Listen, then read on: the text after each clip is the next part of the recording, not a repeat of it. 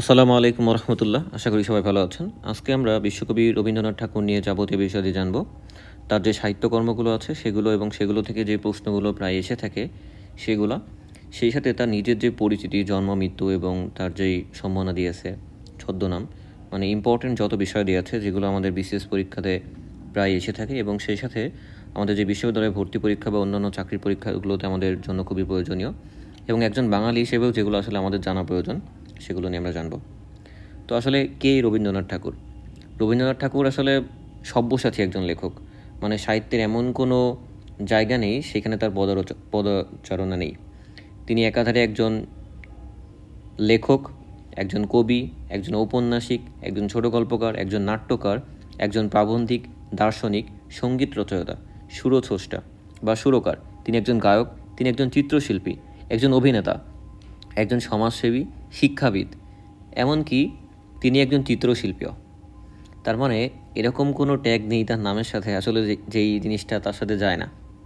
তো একই ধারে তিনি যেরকম একজন সাহিত্যিক ছিলেন, একাধারে তিনি একজন দার্শনিক ছিলেন এবং তার যেই সাহিত্যকর্মগুলো সেখানেও দেখবেন আপনি প্রত্যেকটা পর্যায়ে তার পদচারণা আছে। তিনি ছোট গল্পকে বলা যায় সৃষ্টি করেছে বাংলাতে, মানে বাংলায় ছোট গল্পের জনকই তাকে বলা হয়। তো আসলে তার পরিচিতি নিয়ে আলাদা কিছু বলা নেই, যা বললাম এগুলোই তার পরিচিতি। তো এরকম যদি প্রশ্ন আসে যে রবীন্দ্রনাথ ঠাকুর কে, তো আসলে অনেক কিছু লিখে যায়। তিনি আসলে বলা যায় বাংলা সাহিত্যে সর্বশ্রেষ্ঠ প্রতিভা। মানে বাংলা সাহিত্যে তার মতো বড় সাহিত্যিক বা ঔপন্যাসিক বা কবি যাই বলুন, এখন পর্যন্ত যে জন্মেছে আমাদের কাছে আসলে মনে হয় না। তো এটাই ছিল তার সংক্ষিপ্ত একটা আলোচনা, তার পরিচিতি। এখন আসুন তার জন্ম থেকে আমরা শুরু করি। তো আমরা ছোটোবেলা থেকেই শিখে আসছি, তাই না, যে রবীন্দ্রনাথ ঠাকুর জন্মগ্রহণ করেন 7ই মে 1861 সালে। এটা ছিল ইংরেজি সাল। 7ই মে 1861 সালে তিনি জন্মগ্রহণ করেন এবং বাংলাতেও মাঝে মাঝে এসে থাকে। বাংলা যদি করি তাহলে তিনি বৈশাখ মাসে জন্মগ্রহণ করেন, 25শে বৈশাখ, এবং তখন সাল ছিল 1268। তাহলে 25শে বৈশাখ 1268, বা আমরা বলতে পারি 7ই মে 1861, এই দিনটাতে তিনি জন্মগ্রহণ করেন। এখন কোথায় জন্মগ্রহণ করেন?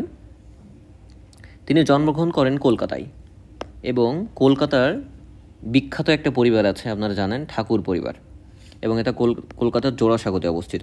তো কলকাতার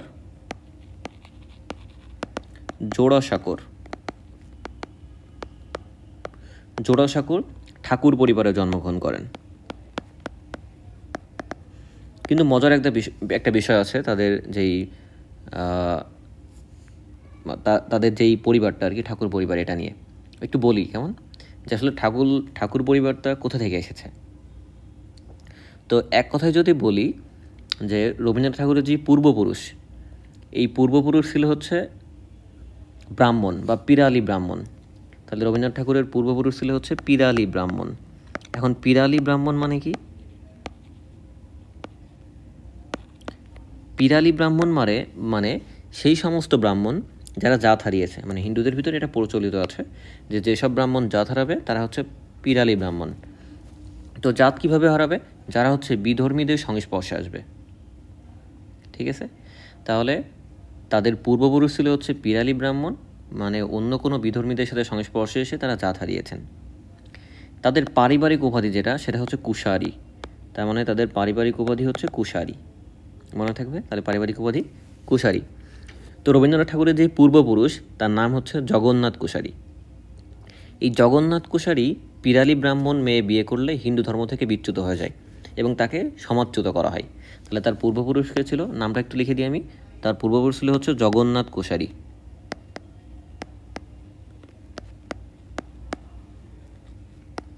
মানে তাদের প্রকৃত যেই বংশ পরিচয় সেটা কুশারী, কিন্তু এই জগন্নাথ কুশারী তিনি একজন পিরালি ব্রাহ্মণ পরিবারের একটা মেয়েকে বিয়ে করেন। এই বিয়ে করার কারণে তাকে আসলে সমাজচ্যুত করা হয় এবং ধর্মচ্যুত করা হয়। তারই ছেলে, মানে জগন্নাথ কুশারীরই ছেলে যিনি, সেই ছেলের নাম পঞ্চানন কুশারী।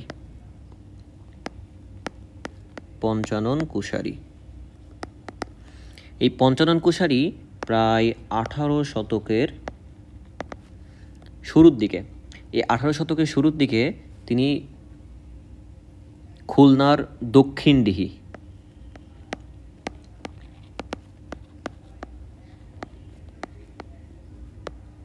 এই খুলনার দক্ষিণডিহি, এই দক্ষিণডিহি থেকে কলকাতার গোবিন্দপুরে চলে আসে। কোথায় আসে? গোবিন্দপুরে। তাহলে খুলনায় ছিল প্রথমে, পরে চলে আসলো গোবিন্দপুরে। এই গোবিন্দপুরে এসে তিনি পুরোহিতের কাজ শুরু করেন। কি কাজ শুরু করেন? পুরোহিতের কাজ। মনে থাকবে, পুরোহিতের কাজ শুরু করেন। তো এই পুরোহিতের কাজ করার কারণে তাকে অনেকে আসলে ঠাকুর বলে ডাকা শুরু করে। তাহলে পুরোহিতের কাজ করার কারণে তাকে সবাই বলতে থাকে এই পঞ্চানন কুশারীকে ঠাকুর।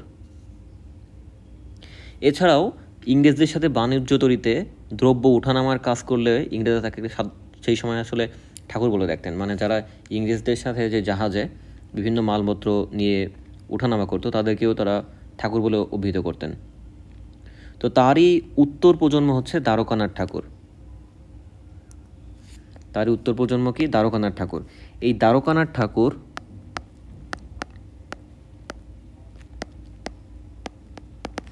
দ্বারকানাথ ঠাকুর হচ্ছে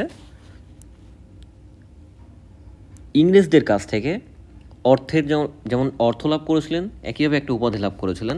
তার উপাধি ছিল হচ্ছে প্রিন্স। তাহলে দ্বারকানাথ ঠাকুরের উপাধি কি ছিল? প্রিন্স। তো ক্রমান্বয়ে শত বছরের ব্যবধানে জেলে সম্প্রদায়ের যে পুরোহিত থেকে কলকাতার প্রভাবশালী পরিবারে পরিণত হওয়া, সেই পরিবারটাই হচ্ছে ঠাকুর পরিবার। তাহলে আমি যদি আরেকবার একটু রিপিট করে দিই, বিষয়টা একটু মজার আর কি, যে আমাদের রবীন্দ্রনাথ ঠাকুর তার পূর্বপুরুষ ছিল অ্যাকচুয়ালি হচ্ছে কুশারী। তো এই কুশারীরা যখন পিরালি ব্রাহ্মণ এক মেয়েকে বিয়ে করেন, তার যে পূর্বপুরুষ জগন্নাথ কুশারী, তখন তারা হচ্ছে ধর্মচ্যুত এবং সমাজচ্যুত করা হয় এবং তারা পিরালি ব্রাহ্মণ হিসেবে পরিচিতি পায়। তো তারই ছেলে পঞ্চানন কুশারী, এরা মেইনলি ছিল হচ্ছে আমাদের খুলনার দক্ষিণডিহি অঞ্চলে। সেইখান থেকে খুলনা থেকে চলে যায় হচ্ছে কলকাতার গোবিন্দপুরে, এবং এই গোবিন্দপুরে গিয়ে সেখানে পুরোহিতের কাজ করা শুরু করে। তো এই পুরোহিতের কাজ করে যিনি, তাদেরকে অনেক সময় আমরা ঠাকুর বলি, তাই না? তো তারই এই ঠাকুর নাম থেকে আলটিমেটলি তার নাম ঠাকুর হয়ে যায়। এবং তাছাড়াও সেই সময় যারা আমাদের ইংরেজদের যেই নৌকা বা ডিঙিতে বা যেই তরিতে যারা দ্রব্য নিয়ে ওঠানামা করতো, তাদেরকে অনেকে তারা ঠাকুর বলে ডাকতো। তো তাদেরই একটা উত্তরপুরুষ আমরা জানি দ্বারকানাথ ঠাকুর, রবীন্দ্রনাথ ঠাকুরের দাদা সম্ভবত, এক্সাক্ট আমার মনে নেই। তো এই দাদা দ্বারকানাথ ঠাকুর রবীন্দ্রনাথের, তিনি হচ্ছে ইংরেজদের কাছ থেকে প্রিন্স উপাধি লাভ করেন। তো এইভাবে আসলে শতবর্ষ ধরে তাদের যে পিরালি ব্রাহ্মণ, সেটা থেকে আসলে বর্তমানে যেই ঠাকুর, এই ঠাকুর পরিচিতিটা তিনি পেয়েছিলেন। ঠিক আছে, তাহলে বোঝা গেল যে ইতিহাসটা কি। এখন আসুন, এগুলো আমাদের জন্য যে খুব বেশি গুরুত্বপূর্ণ তা না, জাস্ট একটু বলে দিলাম আর কি। এখন একটু মুছে দিয়ে আমরা নতুন কিছু জানি।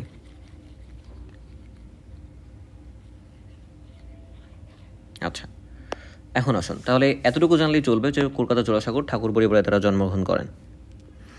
তো এই যে প্রিন্স দ্বারকানাথ ঠাকুরের কথা বললাম, এই প্রিন্স দ্বারকানাথ ঠাকুর কে ছিলেন একটু আগে বললাম যে তিনি হচ্ছে রবীন্দ্রনাথ ঠাকুরের দাদা বা ঠাকুর দাদা বলি, তাই না, বা পিতামহ দ্বারকানাথ ঠাকুর। তো তিনি হয়তো ইংরেজদের অধীনে কাজ করতেন। ইংরেজদের কাছ থেকে তিনি প্রচুর পরিমাণে অর্থ লাভ করেন এবং প্রিন্স উপাধি তিনি পেয়েছিলেন। ঠিক আছে, তাহলে রবীন্দ্রনাথ ঠাকুরের পিতামহ হচ্ছে দ্বারকানাথ ঠাকুর। এবং এই দ্বারকানাথ ঠাকুরেরই একটা পুত্র ছিল হচ্ছে দেবেন্দ্রনাথ ঠাকুর।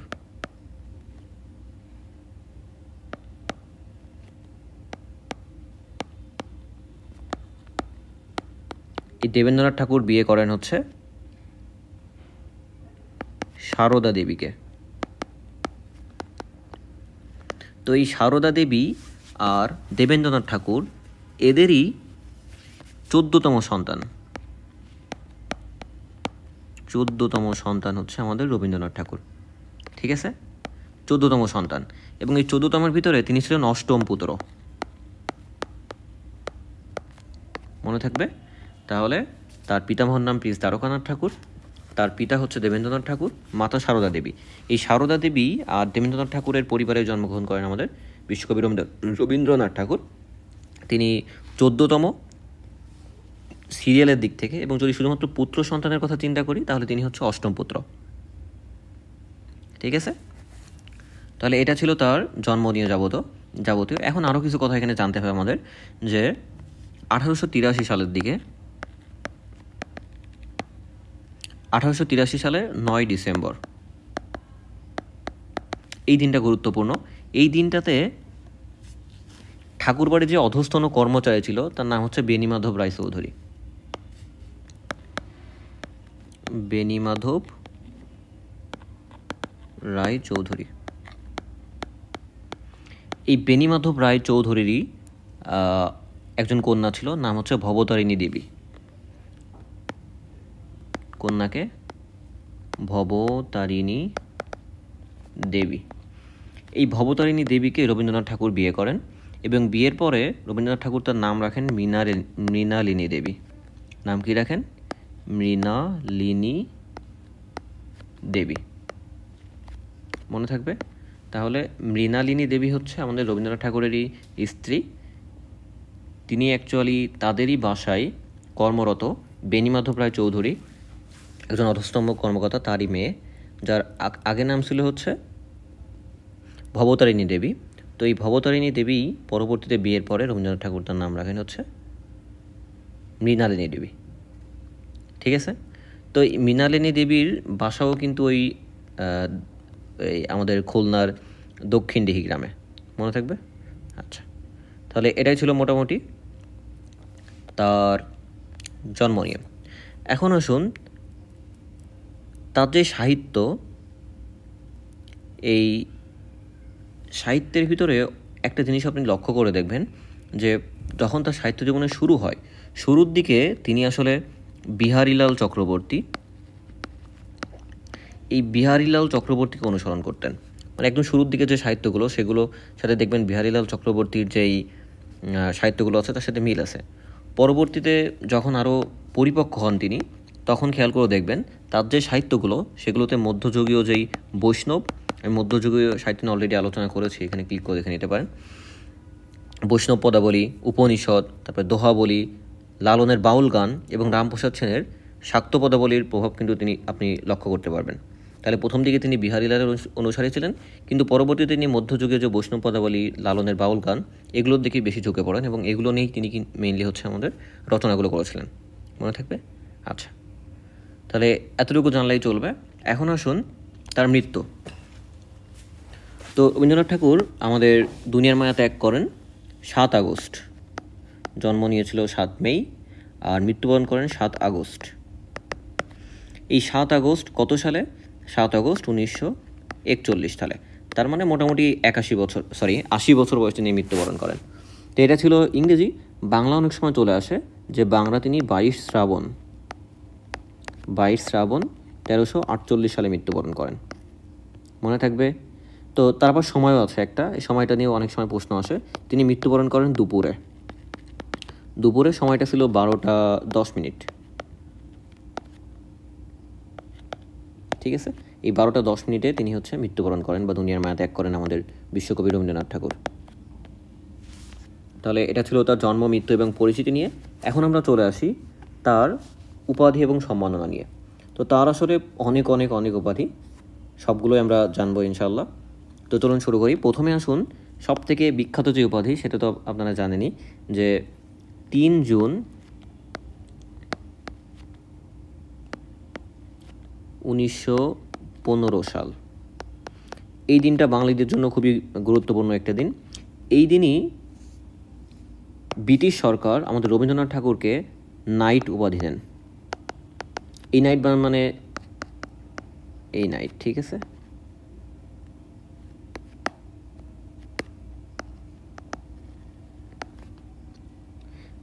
এই নাইট, বা আমরা কেউ বাঙালিরা বলে থাকি স্যার উপাধি। কেমন? ব্রিটিশদের নাম দেখবেন, ওই যে আমাদের যে ভাইসরয়গুলো আছে, স্যার অমুক, স্যার তমুক, এর মানে তারা নাইট উপাধি পেয়েছেন। ঠিক আছে? তো এটি হচ্ছে 3 জুন 1915 সালে তিনি পেয়েছিলেন। কিন্তু এইটা পাওয়ার মাত্র 4 বছরের মাথায় 13 এপ্রিল 1919 সালে আপনারা জানেন যে পাঞ্জাবের অমৃতসরে একটা হত্যাকাণ্ড ঘটে, যার নাম হচ্ছে জালিয়ানওয়ালাবাগ হত্যাকাণ্ড, যেটা নিয়ে আমি ব্রিটিশ বিরোধী যে রাজনীতি, এই রাজনীতি ভিডিওতে আলোচনা করেছি, এখানে ক্লিক করে দেখে নিতে পারেন, বিস্তারিত এখানে বলা আছে। তাহলে জালিয়ানওয়ালাবাগ হত্যাকাণ্ড হয়। এই জালিয়ানওয়ালাবাগ হত্যাকাণ্ড নিয়ে রিসেন্টলি একটা মুভিও হয়েছে ভারতে, আপনারা জানেন, কেশারি 2, তাই না? এই জালিয়ানওয়ালাবাগ হত্যাকাণ্ডের প্রতিবাদ স্বরূপ তিনি যে নাইট উপাধি বা স্যার উপাধি তা বর্জন করেন, মনে থাকবে। তাহলে তিনি নাইট উপাধি পেয়েছিলেন 3 জুন 1915 সালে সাহিত্য অবদানের জন্য, কিন্তু 13 এপ্রিল 4 বছর পরে জালিয়ানওয়ালাবাগ হত্যাকাণ্ডের প্রতিবাদ স্বরূপ তিনি তা বর্জন করে দেন, মনে থাকবে। এখন আসুন, তিনি আরও কিছু উপাধি পেয়েছেন। তিনি ডি.লিট উপাধি পেয়েছেন প্রায় 4টার মতো বিশ্ববিদ্যালয় থেকে। তাহলে ডি.লিট বা ডক্টর অফ লিটারেচার, এই ডিগ্রিটা তিনি পেয়েছেন প্রায় 4টা বিশ্ববিদ্যালয় থেকে। তো তিনি 1913 সালে কলকাতা বিশ্ববিদ্যালয় থেকে, কবি লিখে রাখলাম কেমন ভুলে যায় না যেন, আবার কবি মনে করেন না, এটা মানে কলকাতা বিশ্ববিদ্যালয়। তাহলে 1913 সালে কলকাতা বিশ্ববিদ্যালয় থেকে তিনি ডি.লিট উপাধি পান। 1935 সালে তিনি আবারও ডি.লিট উপাধি পান, এটা ছিল হচ্ছে কাশী বিশ্ববিদ্যালয় থেকে, কাশী বিশ্ববিদ্যালয়। তাহলে 1913 সালে পেলেন কলকাতা বিশ্ববিদ্যালয় থেকে, 1935 সালে পেলেন কাশী বিশ্ববিদ্যালয় থেকে, এবং ঢাকা বিশ্ববিদ্যালয় 1936 সালে তাকে হচ্ছে ডি.লিট উপাধি দেন, ডি.লিট ডিগ্রি দেন। এবং পরবর্তীতে তারই আবার 4 বছর পরে 1940 সালে তিনি আবারও ডি.লিট ডিগ্রি পেয়েছিলেন, এবং এটি ছিল হচ্ছে অক্সফোর্ড থেকে, ঠিক আছে, অক্সফোর্ড থেকে, মনে থাকবে। তাহলে তিনি ডি.লিট পেয়েছেন 4টা, একটা হচ্ছে কলকাতা থেকে, একটা কাশী বিশ্ববিদ্যালয় থেকে, একটা ঢাকা বিশ্ববিদ্যালয় থেকে, একটা হচ্ছে অক্সফোর্ড বিশ্ববিদ্যালয় থেকে। এছাড়াও তার আরও কিছু উপাধি আছে, এবং সবথেকে বড় যেটা সেটা হচ্ছে নোবেল পুরস্কার। এই নোবেল পুরস্কার তিনি পেয়েছিলেন এই কলকাতা বিশ্ববিদ্যালয় যে বছর তাকে ডি.লিট উপাধি দেন বা ডি.লিট ডিগ্রি দেন সে বছরই, মানে 1913 সালে। কেন পেয়েছিলেন এটা নিয়ে যদিও আমরা একটু পরে ডিটেলস আলোচনা করব, যে তিনি তার যেই গীতাঞ্জলি কাব্য আছে সেগুলোরই ইংরেজি অনুবাদ সং অফারিংস বের করেন, তার জন্য আসলে 1913 সালে সাহিত্য প্রদান স্বরূপ তাকে নোবেল পুরস্কারে ভূষিত করা হয়, ঠিক আছে। তাহলে নোবেল পেয়েছিলেন 1913 সালে, এটা আপাতত মনে রাখুন, পরে আমরা আবার পড়ব ডিটেলস। গেল, তাহলে ডি.লিট উপাধি শেষ। এখন আসুন, আরও কিছু উপাধি আছে, যেমন তার একটা উপাধি হচ্ছে গুরুদেব। উপাধি কি? গুরুদেব। এই গুরুদেব উপাধি তাকে কে দিয়েছিলেন? গুরুদেব। এই গুরুদেব উপাধি তাকে দিয়েছিলেন মহাত্মা গান্ধী, এবং এই মহাত্মা গান্ধী যেই উপাধি না, এটা আবার দিয়েছিলেন রবীন্দ্রনাথ ঠাকুর। তাহলে মোহনদাস করমচাঁদ গান্ধী বা যার নাম মহাত্মা গান্ধী, এই মহাত্মা উপাধিটা দিয়েছিলেন হচ্ছে রবীন্দ্রনাথ ঠাকুর, আর মহাত্মা গান্ধী রবীন্দ্রনাথ ঠাকুরকে উপাধি দিয়েছিলেন হচ্ছে গুরুদেব, মনে থাকবে। তাহলে গুরুদেব উপাধি দিয়েছিলেন মহাত্মা গান্ধী। তারপরে আসুন, তার আরেকটা আমরা সবসময় বলে থাকি কবিগুরু, কবিগুরু রবীন্দ্রনাথ ঠাকুর, তাই না? এই কবিগুরু উপাধি দিয়েছিলেন হচ্ছে ক্ষিতিমোহন সেন। তাহলে ক্ষিতিমোহন সেন তাকে কবিগুরু উপাধি দিয়েছিলেন। আবার আমরা বলি তাকে বিশ্বকবি, আমি নিজেই বারবার বলছি বিশ্বকবি, তাই না? এই বিশ্বকবি উপাধিও তার একজন দিয়েছিলেন, তার নাম হচ্ছে ব্রহ্মবান্ধব উপাধ্যায়। ব্রহ্মবান্ধব উপাধ্যায়। তাহলে ব্রহ্মবান্ধব উপাধ্যায় তিনি তাকে উপাধি দিয়েছিলেন বিশ্বকবি। তাহলে গুরুদেব দিয়েছিলেন মহাত্মা গান্ধী, কবিগুরু দিয়েছিলেন ক্ষিতিমোহন সেন, এবং বিশ্বকবি দিয়েছিলেন ব্রহ্মবান্ধব উপাধ্যায়। তাছাড়াও তার আরও কিছু উপাধি আছে, যেমন তাকে আমরা ভারতের মহাকবিও বলি। তাহলে ভারতের মহাকবি হচ্ছে রবীন্দ্রনাথ ঠাকুর। আবার তার আরেকটা নাম হচ্ছে পরম গুরুও তার একটা উপাধি। আবার তার আরেকটা উপাধি আছে ভারত ভাস্কর।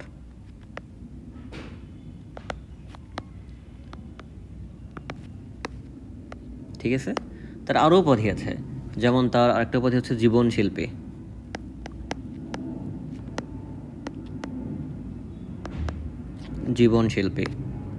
আবার তার আরও উপাধি কবি সার্বভৌম বলে থাকে, কবি সার্বভৌম, এটাও তার একটা উপাধি।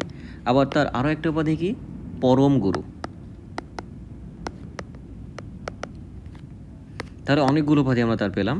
তার একটা উপাধি হচ্ছে গুরুদেব, যেটা মহাত্মা গান্ধী দিয়েছিলেন। একটা উপাধি কবিগুরু, যেটা দিয়েছিলেন ক্ষিতিমোহন সেন। একটা উপাধি বিশ্বকবি, যেটা দিয়েছিলেন বঙ্গবন্ধু উপাধ্যায়। তার আরও উপাধি কি পরম গুরু, ভারতের মহাকবি, ভারত ভাস্কর, কবি সার্বভৌম, জীবন শিল্পী। তাহলে এইগুলো ছিল হচ্ছে রবীন্দ্রনাথ ঠাকুরের উপাধি এবং সম্মাননা, মনে থাকবে। এখন আসুন তার ছদ্মনাম। তো তার আসলে কেউ কেউ বলে থাকেন তার ছদ্মনাম 9টা, আবার কেউ কেউ বলে থাকে না 9টা না, তার ছদ্মনাম হচ্ছে 10টা। তো এই 9টায় অনেক বইয়ে লেখা আছে, আবার আমি এক্সট্রা একটা পেয়েছি, সবগুলো আমি বলে দিচ্ছি। তো মনে রাখুন আপনারা যে এই মেইন যে 9টা, এই 9টার ভিতরে তার একটা উপাধি হচ্ছে ভানু সিংহ, ভানু সিংহ ঠাকুর। এটা হচ্ছে আমাদের রবীন্দ্রনাথ ঠাকুরের একটা উপাধি। তার আর একটা উপাধি হচ্ছে অকপট চন্দ্র, অকপট চন্দ্র। তার তৃতীয় আরেকটা উপাধি হচ্ছে দিকশূন্য ভট্টাচার্য, দিকশূন্য ভট্টাচার্য। তার চতুর্থ আরেকটা উপাধি হচ্ছে আন্নাকালী পাকড়াশি, আন্নাকালী পাকড়াশি। তার পঞ্চম আরেকটা কি উপাধি নবীন কিশোর শর্মন।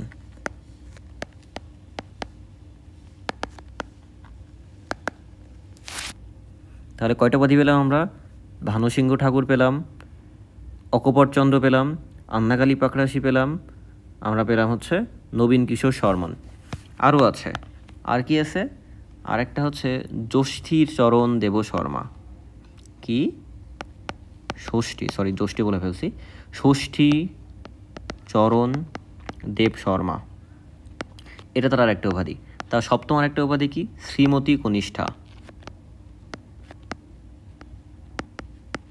তার অষ্টম উপাধি কি শ্রীমতী মধ্যমা। তার নবম উপাধি কি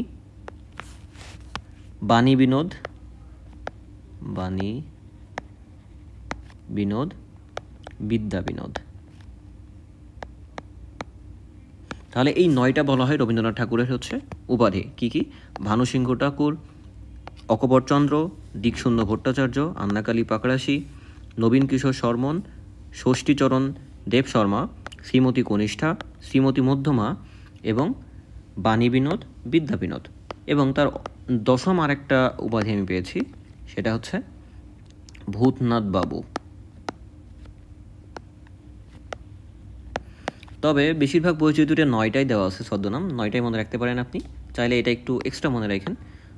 তবে 9টাই বলা আছে, ডিরেক্টলি এরকমই বলা আছে যে তার ছদ্মনাম 9টা, এরকম অনেক বই দেখবেন লেখা আছে। কেমন? তো দশম আরেকটা পাওয়া যায়, তার নাম হচ্ছে ভূতনাথ বাবু। গেল। এখন আসুন তার সাহিত্যকর্ম। তো সাহিত্যকর্ম যেটা বলছিলাম আমি একটু আগেই, যে তার আসলে এমন কোনো ফিল্ড নেই সাহিত্যে বা ক্ষেত্র নেই যেখানে আসলে রবীন্দ্রনাথ ঠাকুরের হাত নেই। মোটামুটি বলা চাই সব জায়গায় রবীন্দ্রনাথ ঠাকুরের হাত আছে।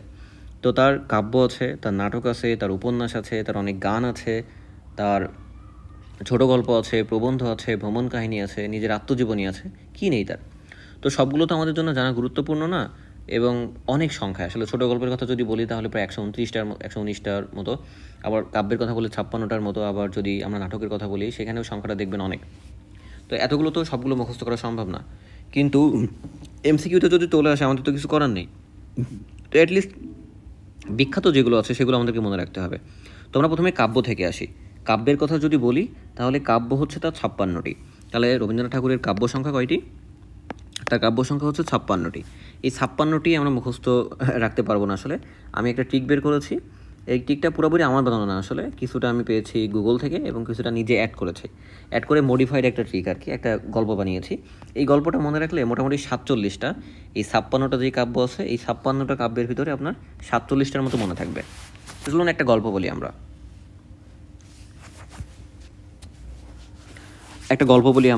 এই যে গল্পটা আমরা বলবো, এই গল্পটা আসলে একটা কবি কাহিনী। তাহলে আমরা যে গল্পটা বলবো এই গল্পটার নাম হচ্ছে কবি কাহিনী। তো আমাদের যে কবি কাহিনী, এই কবি কাহিনীর নায়ক হচ্ছে বনফুল। নায়ক হচ্ছে বনফুল, আর এই কবি কাহিনীর নায়িকা হচ্ছে বলাকা। তাহলে আমরা একটা কবি কাহিনী বলবো, যে কবি কাহিনীর নায়ক হচ্ছে বনফুল, নায়িকা হচ্ছে বলাকা। ঠিক আছে? এই যে আমাদের বনফুল আর বলাকা এরা ঠিক করলো তাদের যেই ছোট বোন আছে, নবজাতক শিশু, এই নবজাতক শিশু ছোট বোন যার নাম হচ্ছে কল্পনা, এই কল্পনার জন্মদিন পালন করবে। তাহলে আমাদের কবি কাহিনীর নায়ক বনফুল এবং নায়িকা বলাকা ঠিক করলো যে তারা তাদের নবজাতক শিশু বোন কল্পনার জন্মদিন পালন করবে। এই জন্মদিনের যে অনুষ্ঠান সূচি, এই অনুষ্ঠান সূচিতে তারা প্রভাত সঙ্গীত রেখেছিল, সানাই বাজিয়ে সন্ধ্যা সঙ্গীত রেখেছিল, ছবি এবং গান রেখেছিল। তাহলে তাদের যে অনুষ্ঠান সূচি, সেই অনুষ্ঠান সূচিতে প্রভাত সঙ্গীত হবে, সানাই বাজিয়ে সন্ধ্যা সঙ্গীত গাওয়া হবে, ছবি এবং গান দেখা হবে। তো এখানে আসলে অনেককে তারা আমন্ত্রণ করেছিল। তাদের ভিতরে তাদের যে বান্ধবী বিথিকা আর সেজ্যোতি, দুজন বান্ধবী, তারা কড়ি এবং কমল নিয়ে সোনার তরী নামক একটা খেয়ার মাধ্যমে প্রবাহিনী চিত্রা নদী, এই চিত্রা নদী পার হয়ে অনুষ্ঠানে যোগ দিয়েছিল। এবং সেখানে আমাদের বিশ্বকবি রবীন্দ্রনাথ ঠাকুরও ইনভাইটেড হয়েছিল। তো রবীন্দ্রনাথ ঠাকুর এবং তার বন্ধু, দুইজন বন্ধু, পূরবী এবং প্রান্তিক, এই দুজন হচ্ছে আমাদের রবীন্দ্রনাথের বন্ধু, তারা এসেছিল। এসে কথা, কাহিনী আর কয়েকটা ছড়া বলেছিল। রবীন্দ্রনাথ ঠাকুর যেহেতু সাহিত্যিক, তাহলে তার বন্ধু অবশ্য সাহিত্যিক হতে পারে। তো তারা সবাই মিলে কিছু কথা বলেছিল, কিছু কাহিনী বলেছিল এবং কিছু ছড়া বলেছিল। এবং অন্য দুইজন বন্ধু হচ্ছে মানসী আর চৈতালি। এই মানসী আর চৈতালি আমাদের নায়ক নায়িকার বন্ধু। এই মানসী আর চৈতালি আসলে খুবই অসুস্থ ছিল, অসুস্থ হয়ে তারা রোগশয্যায় ছিল। তো রোগশয্যায় থাকার কারণে তারা যেহেতু আসতে পারেনি, তাদের জন্য ভগ্ন হৃদয়ে আরোগ্য লাভের উদ্দেশ্যে ক্ষণিকের জন্য উপস্থিত যত সুধী ছিল বা যত গেস্ট ছিল, এই গেস্টরা তাদের আরোগ্য লাভের জন্য ঈশ্বরকে স্মরণ করেছিল। তো একদম শেষ যখন অনুষ্ঠান, পরিশেষে আমাদের রবীন্দ্রনাথ ঠাকুর সবাইকে তার নিজের লেখা সঞ্চয় থেকে শেষ লেখা পুনর্স এবং গীতাঞ্জলি, এই বইগুলো উপহার দিয়েছিল সবাইকে যারা উপস্থিত ছিল। আরও কয়েকটা বন্ধু ছিল, সেই বন্ধুর নাম হচ্ছে মহুয়া আর গীতালি। এই মহুয়া আর গীতালি, এই দুইজন বন্ধু আমাদের নায়ক নায়িকার, তারা আসলে পলাতক ছিল কোনো কারণে। তো পলাতক থাকায় তারা নিজেরা উপস্থিত থাকতে পারেনি, কিন্তু স্ফুলিঙ্গের ন্যায় প্রদীপ উৎসর্গ করেছিল কনক বৈদ্যের কাছে। তার মানে তারা নিজেরা আসতে পারেনি, কিন্তু কনক বৈদ্য আছে একজনের নাম, এই কনক বৈদ্যের কাছে তারা একটা পত্র পাঠিয়েছিল, যাতে স্ফুলিঙ্গের ন্যায় একটা প্রদীপ ছিল। মনে থাকবে? তাহলে গল্পটা আমি আরেকবার বলি, যে আমাদের যে কবি কাহিনী, এই কবি কাহিনীর নায়ক হচ্ছে বনফুল এবং নায়িকা বলাকা। তারা ঠিক করলো নবজাতক শিশু বোন কল্পনার জন্মদিন পালন করবে। তো অনুষ্ঠান সূচিতে তারা প্রভাত সঙ্গীত রেখেছিল, সানাই বাজিয়ে সন্ধ্যা সঙ্গীত রেখেছিল, ছবি এবং গান রেখেছিল। তাদের বান্ধবী বিথিকা আর সেজ্যোতি কড়ি এবং কমল নিয়ে সোনার তরী নামক খেয়ার মাধ্যমে প্রবাহিনী চিত্রা নদী পার হয়ে অনুষ্ঠানে এসেছিল। রবীন্দ্রনাথ ও তার বন্ধু পূরবী প্রান্তিক এসেছিল। তারা এসে কথা, কাহিনী আর কয়েকটি ছড়া বলেছিল। অন্য দুজন বন্ধু মানসী আর চৈতালি রোগশয্যায় থাকার কারণে ভগ্ন হৃদয়ে তাদের জন্য আরোগ্য লাভের উদ্দেশ্যে সবাই ক্ষণিকের জন্য ঈশ্বরকে স্মরণ করেছিল।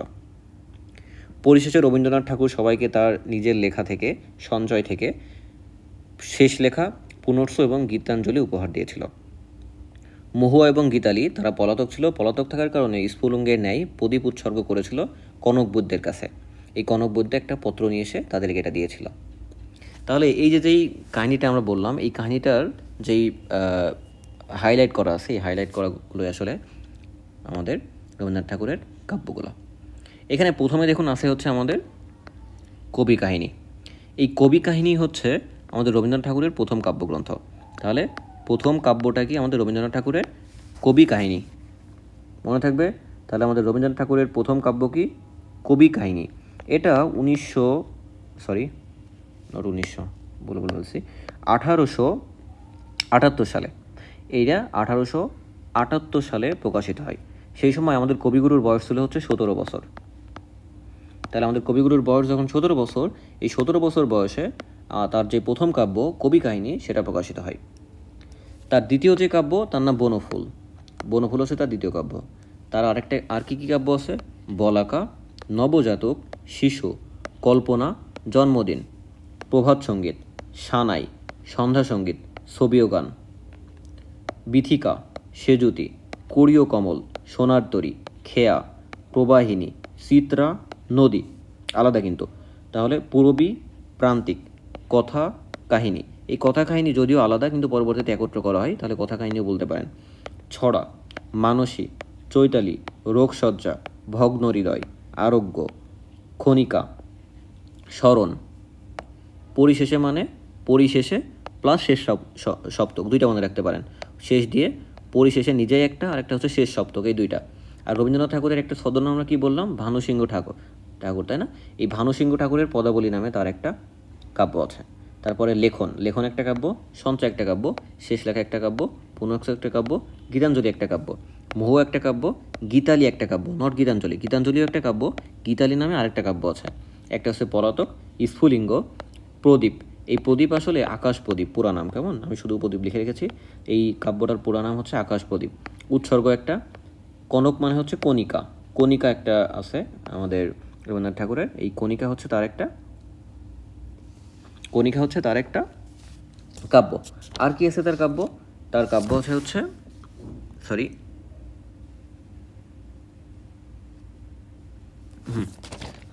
তার কাব্য হচ্ছে পত্রপুট, ঠিক আছে, আর বৈদ্য। তাহলে এইগুলো হচ্ছে তার 56টি কাব্য। 56টি এখানে 47টার মতো আছে। এটা দিয়ে আপনি এই কাহিনিটা মনে রাখলে মোটামুটি হচ্ছে কিছুটা হলে আপনারা বলতে পারবেন, ঠিক আছে। এখন আসুন, এই যে কাব্যগুলো আছে এগুলো থেকে প্রায় ভিতর থেকে প্রশ্ন আসে। তার চরিত্র নিয়ে প্রশ্ন আসে, কী চরিত্র আছে, কী ধরনের ছন্দে রচিত সেটা আছে, তার যাবতীয় বিষয়ে কাউকে উৎসর্গ করেছিল কিনা, নায়ককে, নায়িকাকে, এই বিষয়াদি নিয়ে বিভিন্ন প্রশ্ন এসে থাকে। তো আমরা প্রথমে কবি কাহিনী নিয়ে আসি। তো কবি কাহিনী আসলে রবীন্দ্রনাথ ঠাকুরের প্রথম যে কাব্যগ্রন্থ প্রকাশিত হয় এটা প্রকাশিত হয় 1878 সালে। এই 1878 সালে যখন আমাদের রবীন্দ্রনাথ ঠাকুরের বয়স ছিল শুধুমাত্র 17 বছর, এই 17 বছর বয়সে এটা প্রকাশিত হয়। তাহলে প্রথম প্রকাশিত কাব্যগ্রন্থ মনে থাকবে। এই যে কবি কাহিনী, এই কবি কাহিনী রচিত ছিল হচ্ছে অমিত্রাক্ষর ছন্দে। অমিত্রাক্ষর ছন্দের জনককে মাইকেল মধুসূদন দত্ত, তাই তো? তাহলে অমিত্রাক্ষর ছন্দে এটা রচিত ছিল। তো এটা মোটামুটি হচ্ছে 4টি স্বর্গে বিভক্ত। কয়টা ভাগে বিভক্ত? 4টা স্বর্গে, 4 স্বর্গে বিভক্ত আমাদের কবি কাহিনী যেই কাব্যটা আছে। এই যেই কবি কাহিনীটা, এই কবি কাহিনীর যিনি নায়ক, এই নায়ক ধরা হয় রবীন্দ্রনাথ ঠাকুর নিজেই হচ্ছে নায়ক। তাহলে রবীন্দ্রনাথ ঠাকুর নিজেই হচ্ছে আমাদের এই কবি কাহিনীর নায়ক। এবং নায়িকা যে ছিল, নায়িকার নাম হচ্ছে নলিনী। নাম কি? নলিনী, মনে থাকবে। তাহলে নায়ক রবীন্দ্রনাথ নিজেই বা কবি নিজেই, আর নলিনী হচ্ছে নায়িকা। তাহলে এই কাব্যের যে সমাপ্তি, যদি কেউ পড়ে থাকে, আমি নিজেও পড়িনি আসলে, এখানে আমি ডিটেলস বলতে পারবো না আসলে, কিন্তু এই সমাপ্তির দিকে দেখবেন যে নলিনীর যখন মৃত্যু হয়, মৃত্যুর পরে আমাদের যে নায়ক রবীন্দ্রনাথ ঠাকুর, তার যে বিশ্বপ্রেমের উপলব্ধি, এই উপলব্ধি এইখানে আমাদের এই কবি কাহিনীর সমাপ্তি, ঠিক আছে। তাহলে এই সমাপ্তিটা কী করে হয়? যে বিশ্বপ্রেমের উপলব্ধি, রবীন্দ্রনাথের বিশ্বপ্রেমের উপলব্ধি।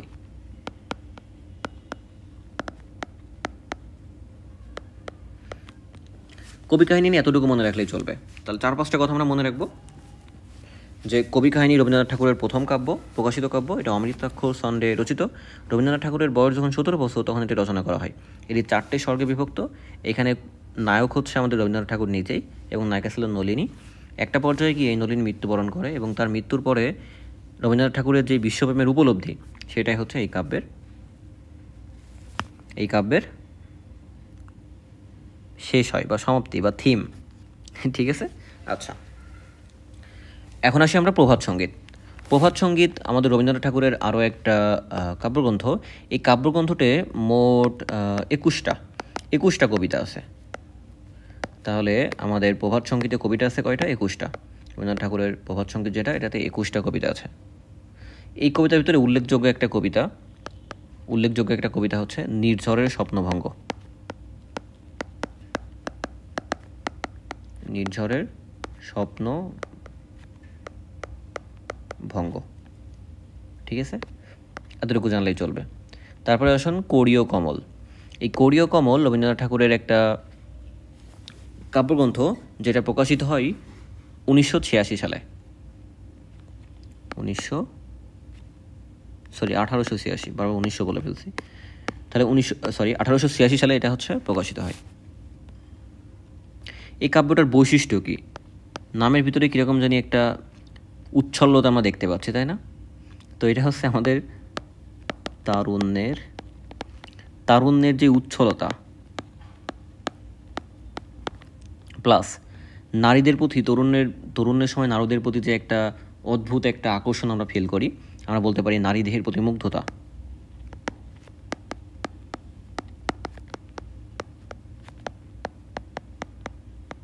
নারী দেহের প্রতি মুগ্ধতা এবং মৃত্যুর যে রহস্যময়তা,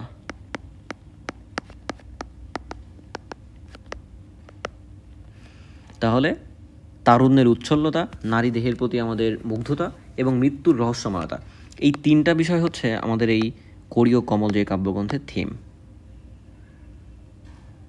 ঠিক আছে, আমরা একটু আগেই বললাম রবীন্দ্রনাথ ঠাকুরের যখন জন্ম নিয়ে বলি যে তিনি বিয়ে করেন হচ্ছে 9 ডিসেম্বর 1883 সালে। এই রবীন্দ্রনাথ ঠাকুর 9 ডিসেম্বর 1883 সালে যখন বিয়ে করেন, বিয়ে করলে 19 এপ্রিল 1884 সাল।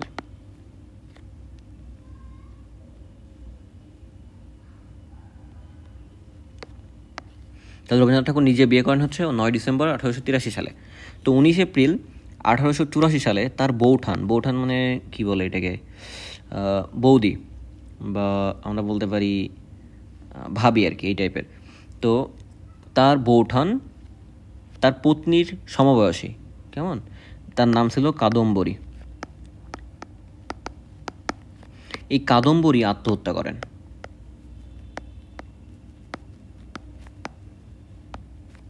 তাহলে কাদম্বরী আত্মহত্যা করেন 19 এপ্রিল 1884 সালে, যিনি ছিলেন আমাদের রবীন্দ্রনাথ ঠাকুরের বৌঠান। এবং এই বৌঠান ছিল হচ্ছে আমাদের রবীন্দ্রনাথ ঠাকুরের যে পত্নী, তার মোটামুটি হচ্ছে সমবয়সী।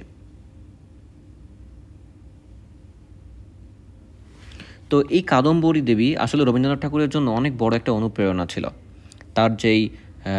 তার যে মনন এবং প্রতিভার যে বিকাশ, এই বিকাশে কাদম্বরী দেবী অসামান্য একটা অবদান রেখেছিলেন।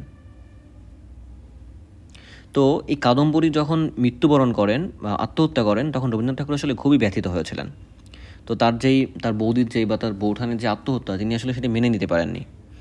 তো এতটাই তিনি কষ্ট পেয়েছিলেন যে তার মনে একটা বিরাগের সৃষ্টি হয়েছিল। তো সেই বিরাগ নিয়ে আসলে এই কোরীয় কমল কাব্যটা তিনি লিখেছিলেন। ঠিক আছে, তো এখানে উল্লেখযোগ্য কিছু কবিতা আছে, যেমন চুম্বন একটা কবিতা আমাদের কোরীয় কমলের, বাহু একটা কবিতা, চরণ একটা কবিতা, মোহ একটা কবিতা। এই 4টা কবিতা অ্যাটলিস্ট মনে রাখবেন আপনারা যে কোরীয় কমলে আছে। তাহলে আমাদের কোরীয় কমল যেটা, এটার থিম কি? থিম হচ্ছে তারুণ্যের উচ্ছলতা, নারী দেহের প্রতি মুগ্ধতা এবং মৃত্যুর রহস্যময়তা।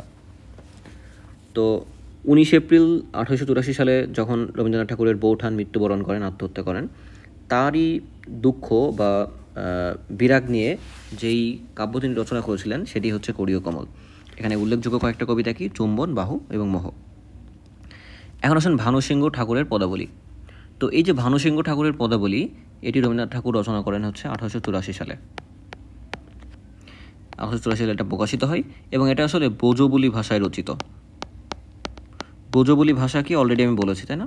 উপরে ক্লিক করে দেখে নিতে পারেন, এটা অপভ্রংশ টাইপের। তো এই ব্রজবুলি ভাষায় হচ্ছে সংকলন। তো প্রাচীন কাব্য সংগ্রহ গ্রন্থের সম্পাদক অক্ষয়চন্দ্র সরকারের কাছ থেকে থমাস চ্যাটার্টন নামক জনৈক বালক কবির কথা শুনে তিনি এই কাব্যটা রচনা করেন। তাহলে তিনি এই কাব্য কীভাবে রচনা করেন? তিনি প্রাচীন কাব্য সংগ্রহ এই নামে একটা গ্রন্থ আছে। এই প্রাচীন কাব্য সংগ্রহ যে গ্রন্থ, তার সম্পাদক হচ্ছে অক্ষয়চন্দ্র সরকার। এই অক্ষয়চন্দ্র সরকার জনৈক এক বালক কবি, যার নাম ছিল থমাস চ্যাটার্টন।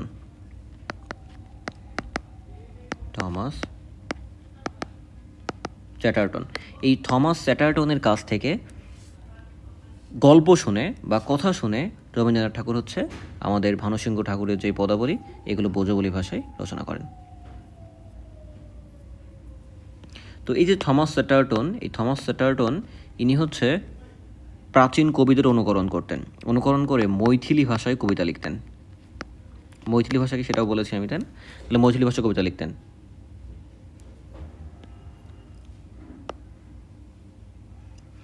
এবং এই যে ভানুসিংহ ঠাকুরের পদাবলী, এই কাব্যটিকে তিনি হচ্ছে কাদম্বরী দেবীকে উৎসর্গ করেন, কারণ কাদম্বরী দেবী এই বছরই কিন্তু মৃত্যুবরণ করেন, তাই না, আত্মহত্যা করেন। তাহলে কাদম্বরী দেবীকে তিনি হচ্ছে উৎসর্গ করেন।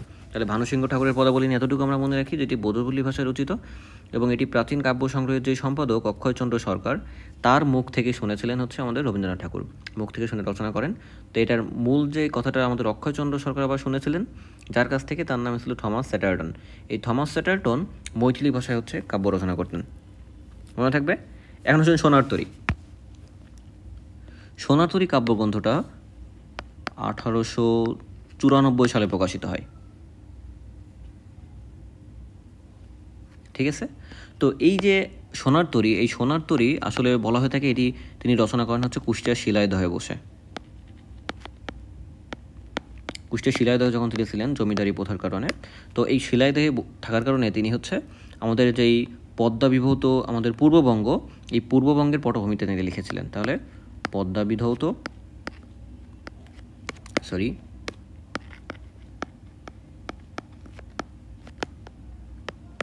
পূর্ববঙ্গের পটভূমিতে লেখা, মনে থাকবে। তাহলে কুষ্টিয়ার শিলাইদহে তিনি সোনার তরীতে লিখেছিলেন। এটি প্রকাশিত হয় 1894 সালে এবং এটা পদ্মা বিধৌত যে পূর্ববঙ্গ, এই পূর্ববঙ্গের পটভূমিতেই তিনি লিখেছিলেন। এই কাব্য যদি আপনি পড়ে থাকেন তাহলে খেয়াল করবেন যে এই কাব্যটাতে আমাদের রবীন্দ্রনাথ ঠাকুর তার যেই জীবন এবং কীর্তির ক্ষণস্থায়ী যে অস্তিত্ব, এই অস্তিত্বের কথা তিনি বলেছিলেন। এবং এখানে যে কবিতাগুলো আছে সেগুলো মাত্রাবৃত্ত ছন্দে রচিত,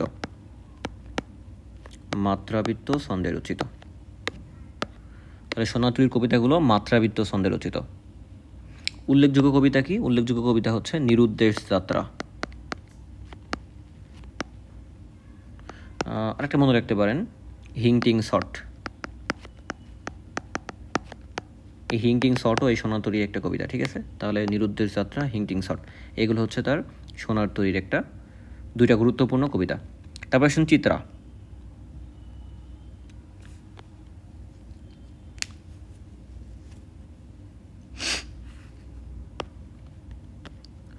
আসলে এই চিত্রা যেই কাব্যগ্রন্থ, এটা প্রকাশিত হয় 1896 সালে।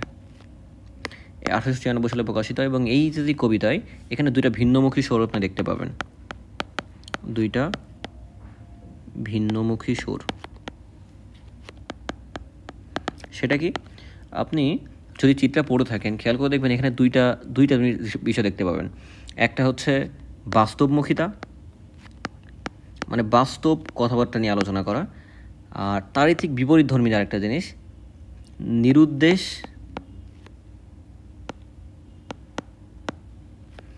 সৌন্দর্যের অভিসার। এই দুইটা বিপরীতমুখী জিনিস আপনারা এখানে খেয়াল করতে পারবেন, যে একটা হচ্ছে বাস্তবমুখিতা, ঠিক তার উল্টা আমাদের নিরুদ্দেশ যে সৌন্দর্য, তার যে অভিসার। এই দুইটা জিনিস হচ্ছে আপনারা চিত্রা কাব্যগ্রন্থে দেখতে পাবেন। তো এখানে উল্লেখযোগ্য কিছু কবিতা আছে চিত্রায়, যেগুলো আমাদের প্রায় প্রশ্ন এসে থাকে। একটা হচ্ছে উর্বশী, উর্বশী একটা, জীবন দেবতা, 1400 সাল, বিজয়িনী, সরি বানানটা ভুল গেল, যদি আমার সবগুলো বানানি মনে হচ্ছে ভুল, হয় না, আমার লেখা আসলে এত খারাপ। অনেক চেষ্টা করেছি আসলে লেখা আমি ভালো করার, এমনকি আজকে যে পেজগুলো নিয়েছি, আসলে এই পেজগুলো নিয়েছি শুধুমাত্র আমার লেখাটা যাতে একটু সুন্দর হয় আর কি, একটু সুন্দর দেখা যায়, মানে মার্জিনটা না আছে আর কি, এই কারণে। তাহলে বিজয়িনী, দুঃসময় একটা কবিতা আমাদের চিত্রার, স্বর্গ হইতে বিদায়, এটা তো সবাই জানেন, অনেক শুনছেন তাই না। তাহলে স্বর্গ হইতে বিদায়, এই যে কবিতাগুলো বললাম, আমাদের উর্বশী, জীবন দেবতা, 1400 সাল, বিজয়িনী, দুঃসময়, স্বর্গ হইতে বিদায়, এগুলো হচ্ছে চিত্রা কাব্যগ্রন্থেরই গুরুত্বপূর্ণ সব কবিতা। এগুলো একটু মনে রাখতে হবে আমাদেরকে, কেমন। এখন আসি আমরা কথা ও কাহিনী। আমি একটু আগেই বলেছিলাম যখন কথা ও কাহিনী নিয়ে বলি, যে এগুলো আসলে কথা এবং কাহিনী দুইটা আলাদা আলাদা দুইটা কাব্য, কেমন। তো এই কথা যেটা, এটা হচ্ছে 1899 সালে প্রকাশিত হয়, 1899 সালে। আর কাহিনী যেটা, এটা হচ্ছে 1899 সালে একটা ভিন্ন সময়ে প্রকাশিত হয়। তো এই দুইটাকেই 1890 সালের দিকে, 1900 সালের দিকে, 1890 বলে ফেলছি, 1900 সালের দিকে একত্রে হচ্ছে এই কাব্যটি প্রকাশ করা হয়। তাহলে কথা প্রকাশ হয় বা লিখিত হয় হচ্ছে 1899 সালে, এবং একই বছর আরেকটা লিখিত হয় হচ্ছে কাহিনী। এই কথা আর কাহিনী দুইটা একসাথে মিলে কথা ও কাহিনী নামে 1900 সালে নতুনভাবে বের করা হয়। তো এই যেই কথা ও কাহিনী, এই কথা ও কাহিনীর যে গ্রন্থের যে কবিতাগুলো, এই কবিতাগুলো পড়লে আপনি দেখতে পাবেন যে উইলিয়াম টডকে চেনেন আপনারা? এই উইলিয়াম টডের যে রাজস্থানের ভ্রমণ কাহিনী, তিনি রাজস্থান ভ্রমণ করেন। তো রাজস্থান ভ্রমণের যে কাহিনী, এই ভ্রমণ কাহিনীগুলোই আসলে আমাদের এই কথা ও কাহিনীর ভিতরে উল্লেখ করা হয়েছে। ঠিক আছে? তো এই রাজস্থান ভ্রমণের কাহিনী উইলিয়াম টডের, এটা নিয়ে আমাদের রবীন্দ্রনাথ ঠাকুর একটা কাব্য রচনা করেছিলেন যার নাম হচ্ছে কথা ও কাহিনী। আসলে দুইটা কিন্তু পরবর্তীতে একত্র করা হয়। এই কথা ও কাহিনী আমাদের কাব্যগ্রন্থের উল্লেখযোগ্য কিছু কবিতা হচ্ছে 2 বিঘা জমি। নাম শুনেছেন না? বিখ্যাত 2 বিঘা জমি। তার 2 বিঘা জমি একটা। আর কি আছে? দেবতার গ্রাস, এটাও শুনেছেন। আর কি আছে? বিসর্জন, বিখ্যাত, তাই না? তো বিসর্জন নামে তার একটা নাটকও আছে, জানেন তো? আজকে না জানলে আমরা শিখবো, সমস্যা নেই। একটা হচ্ছে গান্ধারীর আবেদন,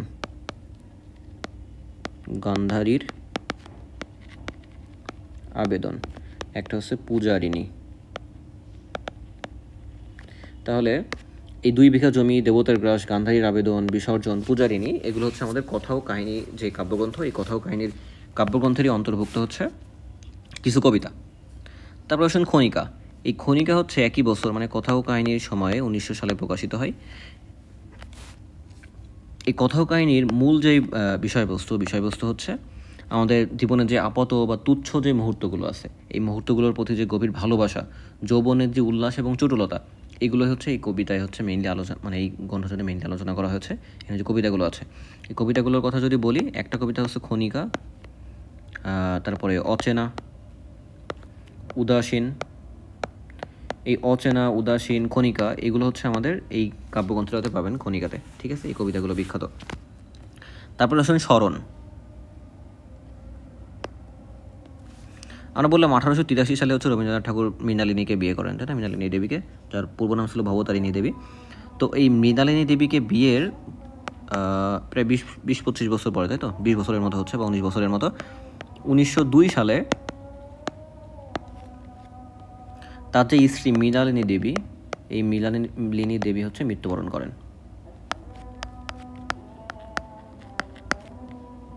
ঠিক আছে? তাহলে 1802 সালে মৃণালিনী দেবী, যিনি রবীন্দ্রনাথ ঠাকুরের স্ত্রী, তিনি মৃত্যুবরণ করেন। তো তারই স্মরণ করে, তাকে উপলক্ষ করে তিনি আসলে আমাদের এই স্মরণ যেই কবিতাটা কাব্যগ্রন্থ আছে, এটি তিনি রচনা করেছিলেন। তাহলে নিজের স্ত্রীকে স্মরণ করে স্মরণ কাব্যগ্রন্থ তিনি রচনা করেন, এতটুকু মনে রাখলে হবে। এখন আসুন খেয়া বলে ফেলছি। এই খেয়া কাব্য তিনি রচনা করেন হচ্ছে 1906 সালে।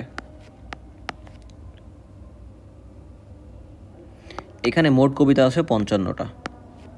তাহলে খেয়া কাব্যগ্রন্থে কবিতা কয়টা? 55টা। এই 55টা কবিতা যদি আপনি পড়েন, খেয়াল করে দেখবেন এখানে সবসময় দেখবেন একটা ক্লান্তি আর বিষাদ। মানে এই খেয়া কাব্যগ্রন্থের যে কবিতাগুলো, সেই কবিতাগুলোর মেইন উপজীব্য হচ্ছে ক্লান্তি আর বিষাদ। ঠিক আছে? তাহলে ক্লান্তি ও বিষাদ হচ্ছে আমাদের খেয়া কাব্যগ্রন্থের মেইন উপজীব্য। এখানে উল্লেখযোগ্য কিছু কবিতা আছে, একটু মনে রাখার চেষ্টা করলে ভালো হয়। সেগুলো হচ্ছে পথের শেষ একটা বিখ্যাত কবিতা, আমাদের এই খেয়া কাব্যগ্রন্থেরই অন্তর্ভুক্ত। তারপরে বিদায়, আগমন বিদায়, উল্টা হয়ে গেছে, তাই না? জাগরণ, শেষ খেয়া, তারপরে দিঘি, এইগুলো হচ্ছে উল্লেখযোগ্য কবিতা আমাদের খেয়ার। তাহলে পথের শেষ, বিদায়, আগমন, জাগরণ, শেষ খেয়া, দিঘি, এগুলো হচ্ছে আমাদের খেয়া কাব্যগ্রন্থের উল্লেখযোগ্য সব কবিতা। এখন আসেন বলাকা। 1916 সালে, যদি ভুল না করি একটু দেখে নিয়েন, কেমন? 1916 সালে তিনি হচ্ছে প্রকাশ করেন।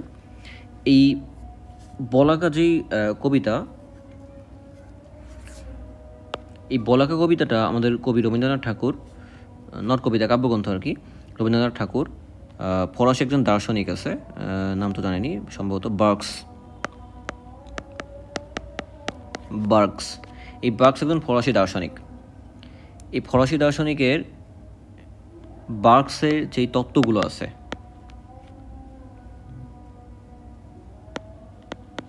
এই বার্কসের তত্ত্ব প্রয়োগ করে তিনি কবিতাগুলো রচনা করেন।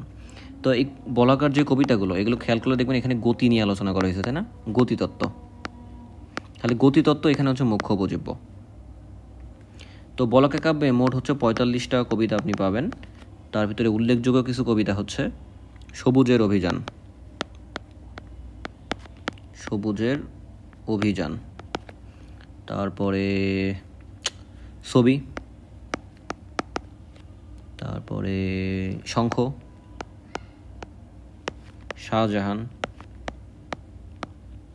এগুলো হচ্ছে আমাদের বলাকার কিছু উল্লেখযোগ্য কবিতা, যেটা হচ্ছে তিনি বার্কসের তত্ত্ব অনুসরণ করে তিনি রচনা করেন, যেটি 1916 সালে প্রকাশিত হয় এবং মোট 45টা কবিতা আছে।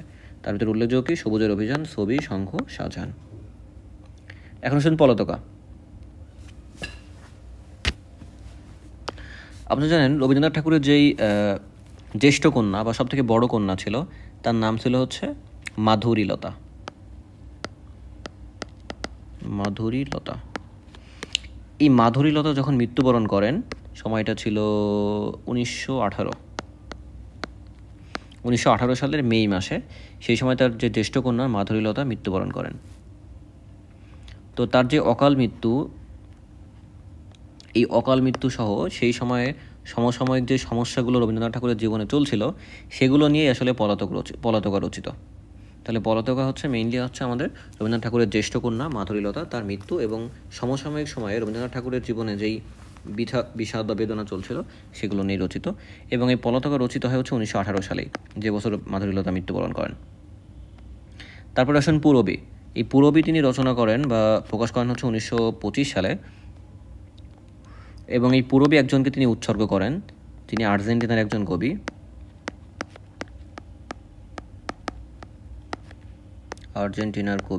যার নাম ছিল ভিক্টোরিয়া ওকাম্প।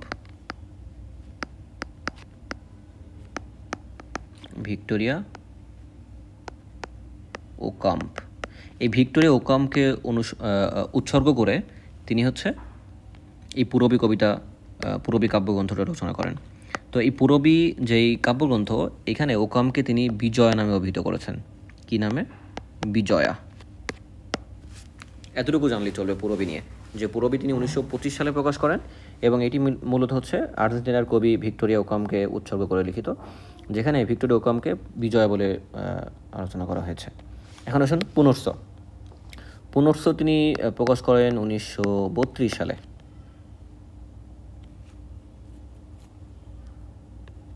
এই পুনর্সর পরে যতগুলো কবিতা আছে, তার যতগুলো কাব্যগ্রন্থ আছে, সবগুলো হচ্ছে গদ্য রীতিতে রচিত।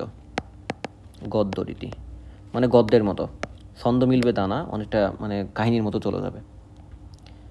তো এখানে উল্লেখযোগ্য একটা কবিতা আছে যার নাম হচ্ছে তীর্থযাত্রী। এই তীর্থটি হচ্ছে উল্লেখযোগ্য একটা কবিতা আমাদের হচ্ছে পুনর্সর। এই তীর্থযাত্রী অ্যাকচুয়ালি আমাদের টি.এস. এলিয়ট, ইংরেজি কবি, তাই না? এই টি.এস. এলিয়টেরই একটা কবিতা, the journey of the Magi. The journey of the Magi, এইটারই আসলে বাংলা অনুবাদ হচ্ছে আমাদের তীর্থযাত্রী। তাহলে রবীন্দ্রনাথ ঠাকুর টি.এস. এলিয়টের একটা কবিতা বা পদ্য বলতে পারি আমরা, তাই না, যেটা গদ্য রীতিতে রচিত, এটা হচ্ছে আমাদের তীর্থযাত্রী। এটা হচ্ছে আমাদের অনুবাদ করেন হচ্ছে রবীন্দ্রনাথ ঠাকুর, যার নাম ছিল the journey of the Maggi. মনে থাকবে। এবং এখানে আরও একটা কবিতা আছে যার নাম হচ্ছে বাঁশি। নাম কি? বাঁশি। সরি, বানানটা ভুল হয়ে গেল। এই বাঁশি কবিতাটি রবীন্দ্রনাথ ঠাকুর হচ্ছে টি.এস. এলিয়টেরই আর একটা কবিতা থেকে তিনি হচ্ছে অনুবাদ করেন, যে কবিতার নাম ছিল the love song of J Alfred প্রুফক। The love song of J Alfred প্রুফক। ঠিক আছে, তাহলে আমাদের যে পুনর্স, এই পুনর্সতে আমাদের রবীন্দ্রনাথ ঠাকুর গদ্য রীতিতে কবিতা লেখা শুরু করেন। এখানে দুইটা কবিতা পাবেন, একটা হচ্ছে তীর্থযাত্রী, একটা হচ্ছে বাসী। এটা দুইটাই হচ্ছে আমাদের টি.এস. ইলিয়টের দুইটা কবিতার অনুবাদ। যা তীর্থযাত্রীটা হচ্ছে the journey of the Magi, আর বাসী হচ্ছে the love song of J Alfred প্রুফকের দুইটা কবিতা থেকে আমাদের অনুবাদ করা। এখন এখানে উল্লেখযোগ্য আরও কিছু কবিতা আছে যেগুলো আমাদের একটু মনে রাখার প্রয়োজন, যেমন শেষ চিঠি। শেষ চিঠি আমাদের পুনর্সরি আর একটা কবিতা। তারপরে ক্যামেলিয়া, তারপরে সাধারণ মেয়ে। এগুলো হচ্ছে উল্লেখযোগ্য কিছু কবিতা, মনে থাকবে। এখন আসুন আকাশ প্রদীপ।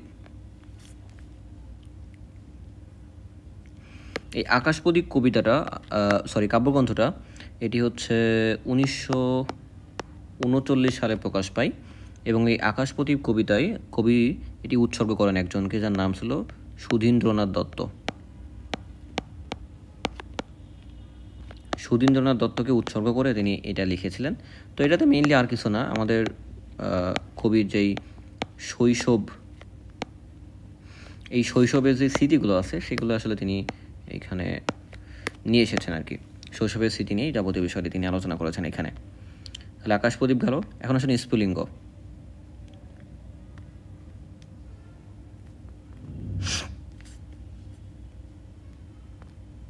স্ফুলিঙ্গ কবিতাটা খুবই মজার কাব্যগ্রন্থটা। এটি 1945 সালে প্রকাশ করা হয়। তো সবথেকে মজার বিষয় হচ্ছে স্ফুলিঙ্গ একটু মনে রাখার চেষ্টা করবেন যে কবি যখন বেঁচে ছিল, জীবিত অবস্থায় তিনি অনেক অনেক অনেক ব্যক্তির ডায়েরিতে কয়েকটি লাইন দেখে স্বাক্ষর দিয়েছেন। ঠিক আছে, তাহলে ধরেন কবির অনেক ফ্যান আছে, বিভিন্ন লোক তার কাছে একটা ডায়েরি দিল যে আমাকে একটা অটোগ্রাফ দিন। তো কবি সেখানে দুই একটা লাইন বা কবিতার মতো লিখে স্বাক্ষর দিয়ে দিতেন।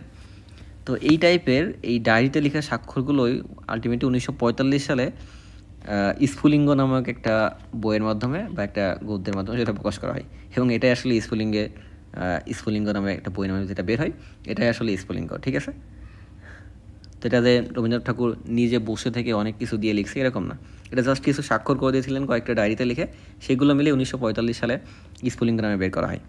ঠিক আছে, এখন আসুন শেষ লেখা। শেষ লেখানে আমাদের এখানে জানা লাগবে যে এটি হচ্ছে 1941 সালে, মানে যে বছর আমাদের রবীন্দ্রনাথ ঠাকুর মৃত্যুবরণ করেন সেই বছরই প্রকাশ হয়। তো এই শেষ লেখা হচ্ছে আসলে তিনি নামকরণ করেননি। কেমন, রবীন্দ্রনাথ ঠাকুর আসলে তিনি যখন মরে যান, মানে লিখেই রেখে গিয়েছিলেন, কিন্তু নামকরণ করেননি। নামকরণ না করে তিনি মৃত্যুবরণ করেন। তো তারই মৃত্যুর পরে এটি প্রকাশিত হয়। তো এই কবিতার যে মানে এই কাব্যগ্রন্থের যে কবিতাগুলো আছে সেগুলো আসলে তার জীবনের যে শেষ সময় লেখা। তো এখানে উল্লেখযোগ্য যে কবিতাগুলো আছে, যেমন তোমার সৃষ্টির পথ,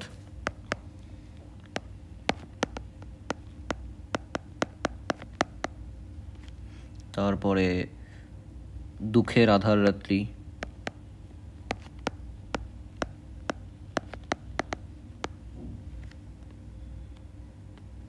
এগুলো উল্লেখযোগ্য। হ্যাঁ, তোমার সৃষ্টির পথ, দুঃখের আধার রাত্রি, এগুলো আসলে কবি যখন শেষ সময় জীবনের, সেই সময় এগুলো তিনি রচনা করেছিলেন। তো তার মৃত্যুর পরে যেহেতু প্রকাশিত হয়, তিনি নামকরণ করে যাননি, এই কারণে আসলে এটাকে শেষ লেখা বলা হয়। তাহলে সর্বশেষ কাব্য মনে থাকবে। তারপর আসুন মানসী।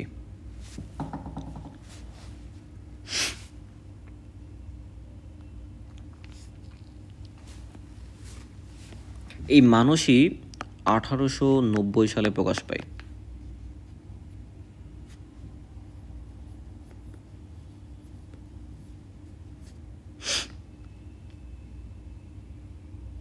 তো এটা নিয়ে আমি বিশেষ কিছু লিখছি না, জাস্ট কয়েকটা লাইন বলে রাখি, একটু মনে রাখবেন যে রবীন্দ্রনাথ ঠাকুরের যেই যতগুলো কাব্য আমি এতক্ষণ পর্যন্ত বললাম, সবগুলো কাব্যের ভিতরেই একটা অন্যতম কাব্য হচ্ছে এই মানসী। তো এই কাব্যে যে বিশাল প্রকৃতির প্রভাব, কবির আবেগ, অনুভূতি, চিন্তা চেতনা বা মেধামন্দনে আপনি দেখতে পাবেন, সেগুলো আসলে ব্যাপকভাবে ক্রিয়াশীল। তো এখানে দেখবেন কবি নিজেই বলেছেন যে নতুন আবেষ্টনে এই কবিতাগুলি সহসে যেন নবদেহে ধারণ করলো। তো মানসী কাব্যে কবির সঙ্গে যেন এক মানে শিল্পীর যোগ দিয়েছিল। এই কাব্যের কবিতায় একদিকে যেমন রয়েছে অতীতের জীবনের পিছুটান, আবার অপরদিকে আপনি দেখতে পাবেন যে নবজীবনের যে কর্ম উদ্দীপনার যে প্রখর দীপ্তি, সেটিও তিনি উল্লেখ করেছেন। এই কারণে আমাদের বুদ্ধদেব বসু যিনি আছেন, এই বুদ্ধদেব বসু বলেছেন যে আমাদের রবীন্দ্রনাথ ঠাকুরের যে মানসী কাব্য, এটা আসলে রবীন্দ্র কাব্যের অনুবিশ্ব। তাহলে এইটা একটু মনে রাখার মতো যে বুদ্ধদেব বসু এই মানসী কাব্যকে বলেছিলেন যে রবীন্দ্র কাব্যের অনুবিশ্ব।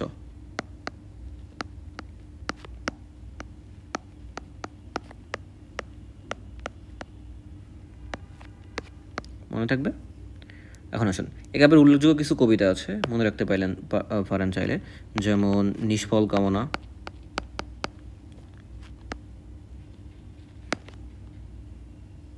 দুরন্ত আশা, কুহুধ্বনি, মেঘদূত, অহল্যার প্রতি,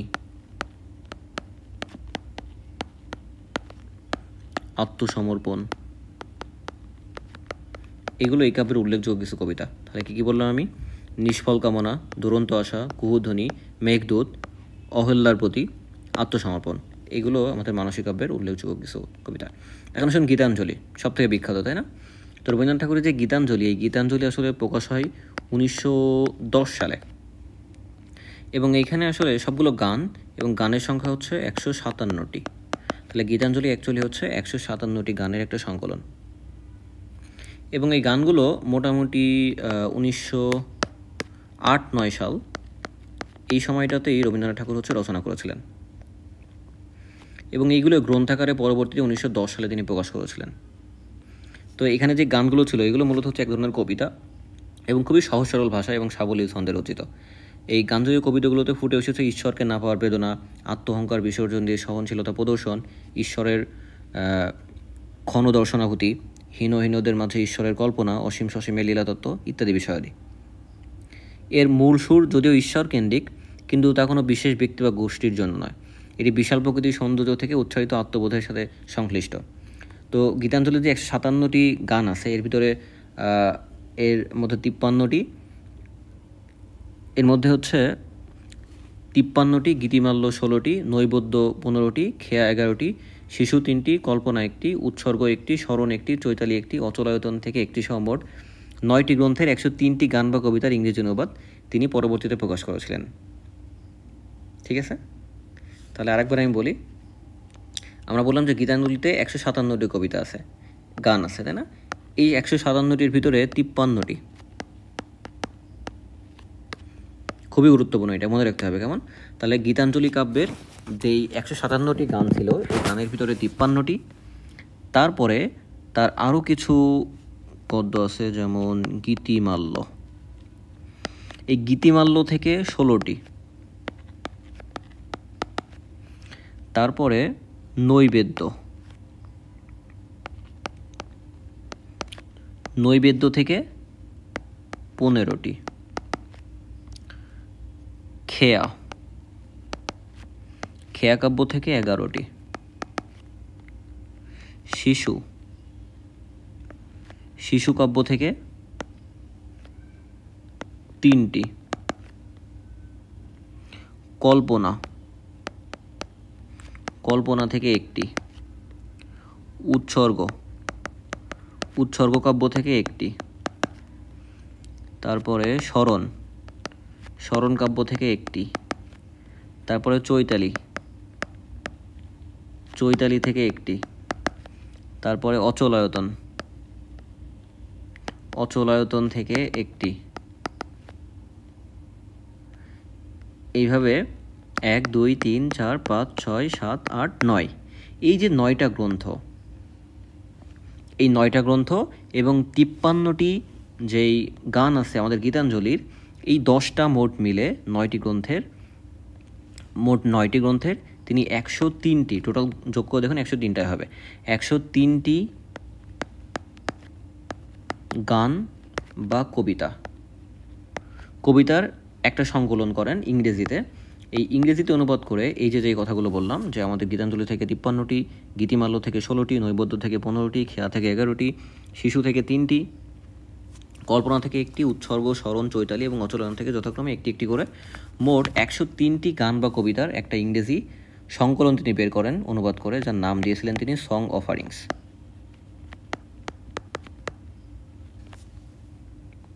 ঠিক আছে, এই সং অফারিংস তিনি প্রকাশ করেন হচ্ছে 1912 সালের নভেম্বর মাসে। এটি প্রকাশ করেন হচ্ছে ইন্ডিয়া সোসাইটি।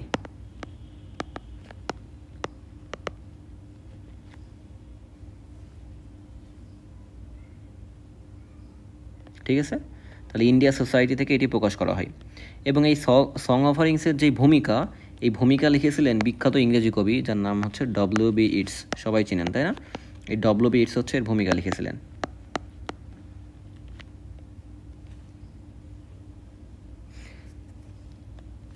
এবং সবগুলো যে আমাদের রবীন্দ্রনাথ ঠাকুর নিজেই এইগুলো হচ্ছে অনুবাদ করেছেন ইংরেজিতে তা না, এই সং অফারিংসের অনুবাদ করে দিয়েছিলেন কিছু, সবগুলো না, কেমন, ব্রাদার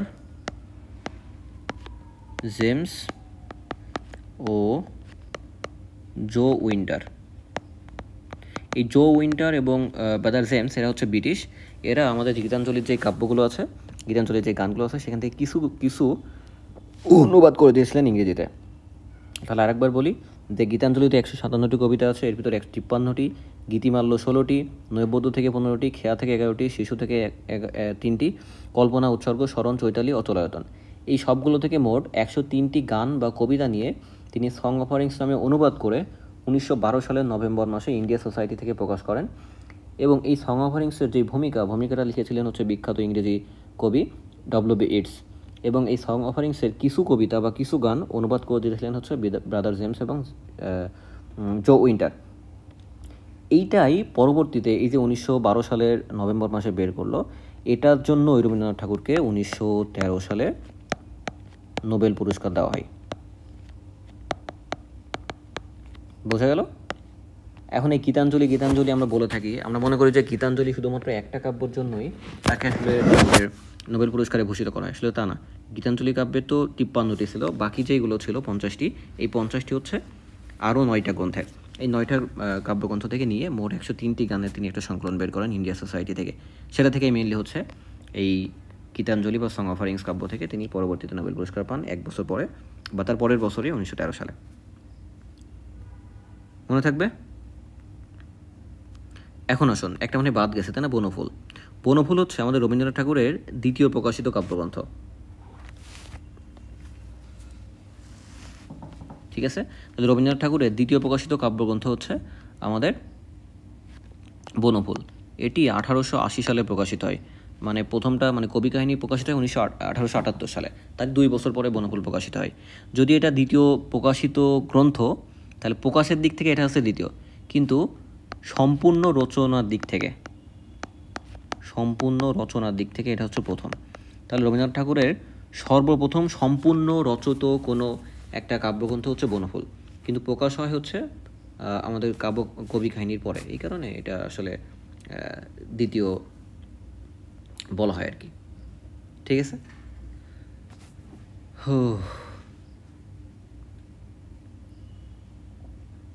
আচ্ছা, এখন আসুন বনফুল সম্পর্কে আর কয়েকটা কথা আমরা জানি। যে গ্রন্থাকারে প্রকাশিত হওয়ার 4 বছর পূর্বে, অর্থাৎ 15 বছর বয়সে তিনি এটা রচনা করেছিলেন। তাহলে 17 বছর বয়সে তিনি রচনা করেছিলেন কি? 17 বছর বয়সে রচনা করেছিলেন হচ্ছে কবি কাহিনী। কিন্তু বনফুল রচনা করেছিলেন হচ্ছে 15 বছর বয়সে।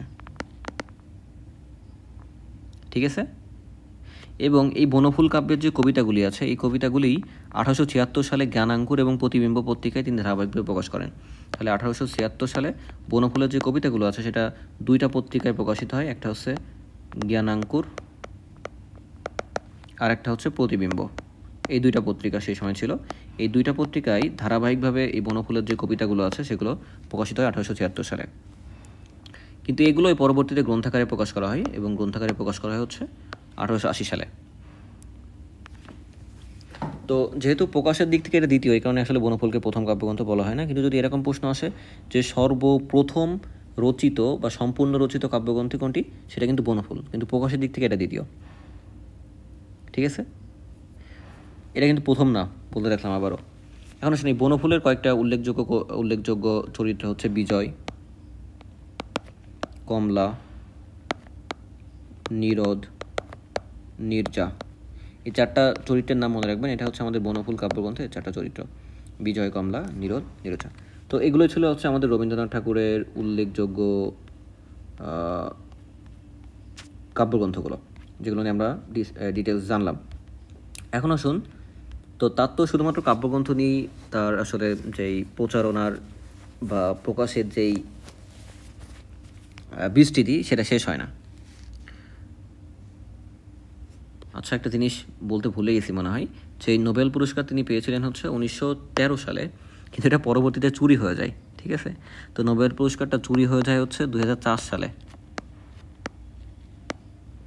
2004 সালের মার্চ মাসে, 24শে মার্চ ছিল, কেমন, 2004 সালের 24শে মার্চ এটা চুরি হয়ে যায়। কোথা থেকে? শান্তিনিকেতন থেকে। এটা একটু মনে রাখেন, হ্যাঁ, রবীন্দ্রনাথ ঠাকুরের নোবেল যদিও পরবর্তীতে চুরি হয়ে যায়।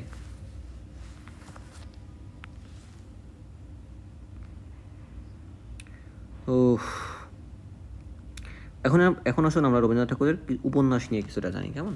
তো রবীন্দ্রনাথ ঠাকুরের যে উপন্যাসগুলো আছে, উপন্যাসের সংখ্যা যদিও দেওয়া আছে 14টা, বেশিরভাগ বই খেয়াল করে দেখবেন যে 14টাই, মানে 13টা লেখা আছে কোনো কোনো বইয়ে, কিন্তু 14টা আমি খেয়াল করে দেখলাম যে 14টাই পাওয়া যাচ্ছে, কেমন। হ্যাঁ, 14টার নাম আমি দিয়ে দিয়েছি। তো যদি 13টা বলে অনেকে, কিন্তু 14টায় যেহেতু পেয়েছি, কারণ আমি আসলে 13টা লিখতে চাইনি ইচ্ছা করেই, যে যদিও বই লেখা আছে কিন্তু 14টায় যেহেতু গুনে গুনে পাচ্ছি, তাহলে তো আর জেনে শুনে আর 13টা লেখার কোনো প্রয়োজন নেই। তো 14টায় মনে রাখেন যে তার যে উপন্যাস সংখ্যা হচ্ছে 14টা।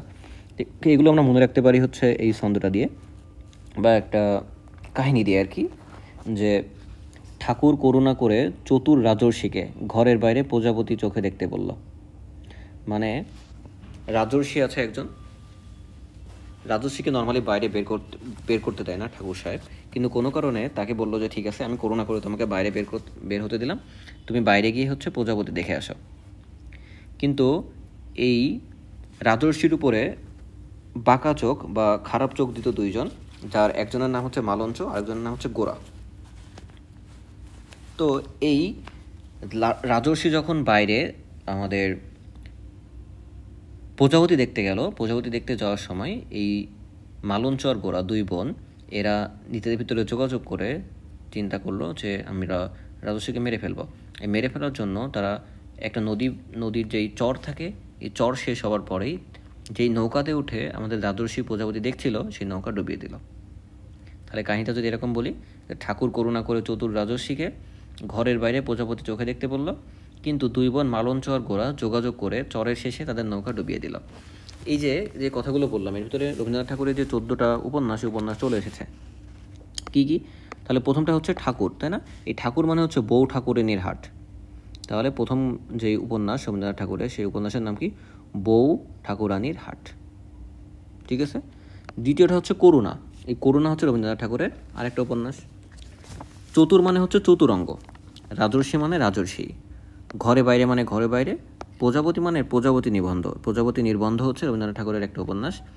চোখে মানে চোখের বালি, দুই বোন একটা উপন্যাস, মালঞ্চ একটা উপন্যাস, গোরা একটা উপন্যাস, যোগাযোগ একটা উপন্যাস। ঠিক আছে। চরের মানে কি? চরের মানে হচ্ছে 4 অধ্যায়, 4 অধ্যায় নামে রবীন্দ্রনাথ ঠাকুরের একটা উপন্যাস আছে। ঠিক আছে, তাহলে 4 অধ্যায়। শেষে মানে কি? শেষে মানে হচ্ছে শেষের কবিতা, আর শেষ লেখা ছিল কাব্য, শেষের কবিতা হচ্ছে উপন্যাস। আর নৌকাডুবি, তো নৌকাডুবি, তাই না? নৌকাডুবি নিয়ে একটা ছবিও আছে, সিনেমা আছে ভারতের, অনেকে দেখেছেন হয়তো। তাহলে এইগুলো ছিল হচ্ছে আমাদের উপন্যাস, এই 14টা। এখন এই উপন্যাসগুলোর ভিতরে উল্লেখযোগ্য কয়েকটা উপন্যাস সম্পর্কে আমাদের ডিটেলস একটু জানতে হবে। কয়েকটা লাইন জানলে আসলে এনাফ আমাদের জন্য। তো প্রথমে আসে হচ্ছে বউ ঠাকুরানীর হাট। 1 মিনিট।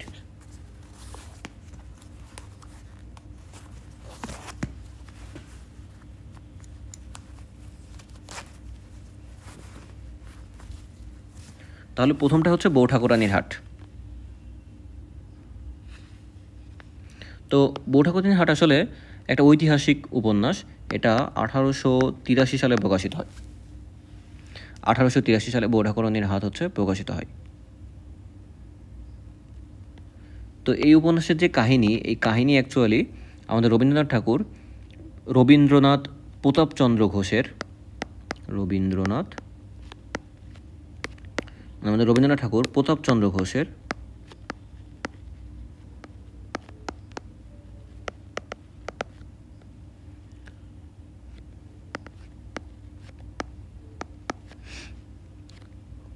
বঙ্গাধিপতি পরাজয়। এই বঙ্গাধিপতি পরাজয় থেকে তিনি এই বউ ঠাকুরানীর হাট যেটা, এটা হচ্ছে এই কাহিনীটা সংগ্রহ করেন।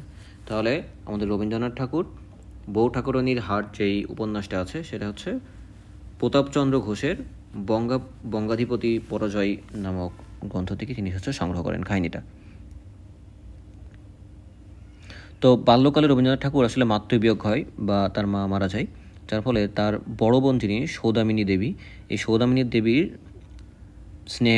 স্নেহে বা আদর যত্নে তিনি হচ্ছে লালিত পালিত হন। এই সময়কারের সম্পর্কিত কিছু কাহিনী এবং কয়েকটি ঐতিহাসিক চরিত্রের সম্মেলনে তিনি আসলে বউ ঠাকুরানীর হাটটা রচনা করেছিলেন। তো যশোরের যে রাজা প্রতাপাদিত্য এবং বাকলার জমিদার রামচন্দ্রের যে বিবাদ, এই বিবাদকে উপজীব্য করেই তিনি আসলে এটা রচনা করেছিলেন। তাহলে কী কী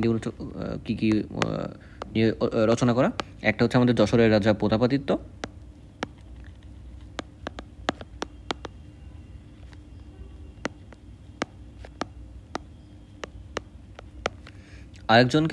আরেকজন হচ্ছে বাকলার জমিদার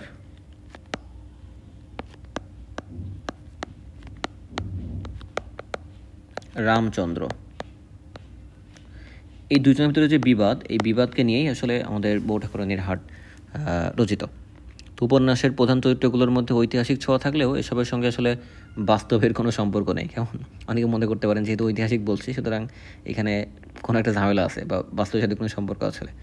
তো এটা আসলে আমাদের প্রতাপচন্দ্র ঘোষের যেই বঙ্গাধিপতি পরাজয়, সেইখান থেকে আসলে কিছুটা তিনি নিয়েছিলেন এবং নিজের কিছু ঢুকিয়েছিলেন। তো দুইটা মিক্স করে আসলে আমাদের বউ ঠাকুরানীর হাট তিনি রচনা করেছিলেন। এখানে ঐতিহাসিকতার কিছু ছোঁয়া আপনি পাবেন বটে, কিন্তু ইতিহাসের সরাসরি কিন্তু কোনো সম্পর্ক এখানে নেই। তো এখানে উল্লেখযোগ্য চরিত্র কি? উল্লেখযোগ্য চরিত্রের ভিতরে আছে ধরেন বসন্ত রায় একটা চরিত্র, উদয়াদিত্য একটা চরিত্র, রামচন্দ্র একটা চরিত্র। তাহলে এইগুলো হচ্ছে উল্লেখযোগ্য চরিত্র। তাহলে চরিত্রগুলো কি? বসন্ত রায়, উদয়াদিত্য, রামচন্দ্র। এবং এইগুলো থেকেই পরবর্তীতে তিনি 1909 সালে প্রায়শ্চিত্ত নামে একটা নাটক রচনা করেছিলেন। ঠিক আছে? তাহলে বসন্ত রায়, উদয়াদিত্য এবং রামচন্দ্র, এই তিনটা হচ্ছে এই বউ ঠাকুরানীর হাটে উল্লেখযোগ্য হচ্ছে আমাদের চরিত্র। এবং এই বউ ঠাকুরানীর হাটেরই যেই কাহিনী, এই কাহিনীটা নিয়ে পরবর্তীতে প্রায়শ্চিত্ত নামে তিনি একটা নাটক রচনা করেছিলেন। গেল। এখন আসুন করুণা রবীন্দ্রনাথ ঠাকুরের হচ্ছে তার প্রথম লেখা কিন্তু একটা অসমাপ্ত উপন্যাস। ঠিক আছে? তাহলে প্রথম লেখা অসমাপ্ত উপন্যাস।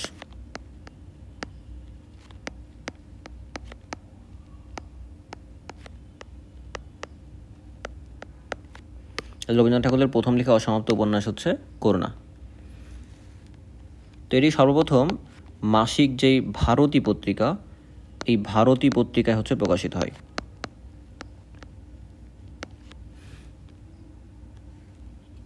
রবীন্দ্রনাথ যখন বেঁচে ছিল, তার জীবিত অবস্থায় বা জীবদ্দশায় এটা কিন্তু গ্রন্থাকারে প্রকাশ করা হয়নি। তাহলে তিনি যখন বেঁচে ছিল তখন এটা গ্রন্থাকারে প্রকাশ করা হয়নি, কিন্তু পরবর্তীতে পশ্চিমবঙ্গ সরকার কর্তৃক রবীন্দ্র রচনাবলী পশ্চিমবঙ্গ সরকার পরবর্তীতে রবীন্দ্র রচনাবলীতে এটা হচ্ছে প্রকাশ করেন এবং এটা সাল ছিল 1961 সালে। ঠিক আছে? তাহলে প্রথম যখন রবীন্দ্রনাথ ঠাকুর বেঁচে ছিল, জীবিত থাকা অবস্থায় এটা আসলে প্রকাশ করা হয়নি, পরবর্তীতে গ্রন্থাকারে প্রকাশিত হয় হচ্ছে রবীন্দ্র রচনাবলীতে 1961 সালে, যেটা পশ্চিমবঙ্গ সরকার প্রকাশ করেন। তো এখানে একটা জিনিস মনে রাখবেন যে এই উপন্যাসটা হচ্ছে 27টি পরিচ্ছেদে রচিত। কয়টা পরিচ্ছেদ? 27টি পরিচ্ছেদ। 27টি পরিচ্ছেদে রচিত। উল্লেখযোগ্য কিছু চরিত্র কি? মহেন্দ্র, তারপরে মোহিনী, তারপরে রজনী, এগুলো হচ্ছে উল্লেখযোগ্য কিছু চরিত্র। কেউ কেউ বলে থাকেন যে এটা হচ্ছে রবীন্দ্রনাথের প্রথম উপন্যাস, কেউ কেউ বলে কেমন প্রথম, কিন্তু আমি একটু আগেই বললাম যেটা যেহেতু তার জীবদ্দশায় আসলে প্রকাশিত হয়নি, এই কারণে প্রথম উপন্যাস না বলাই ভালো। আমরা বলতে পারি প্রথম অসমাপ্ত বা অপ্রকাশিত উপন্যাস। ঠিক আছে, তাহলে এটাকে প্রথম উপন্যাস বলার কোনো প্রয়োজন নেই। আপনারা এতটুকু মনে রাখেন যে এটা হচ্ছে প্রথম লেখা অসমাপ্ত একটা উপন্যাস, যেটা জীবদ্দশায় প্রকাশিত হয়নি। পরবর্তীতে পশ্চিমবঙ্গ সরকার 1961 সালে এটা রবীন্দ্র রচনাবলীতে প্রকাশ করেন। এখন আসুন হচ্ছে চতুরঙ্গ। চতুরঙ্গ নিয়ে বিশেষ কিছু জানার প্রয়োজন নেই। এটি 1916 সালে প্রকাশিত হয় এবং মনে রাখবেন এটা হচ্ছে সাধু ভাষায় রচিত।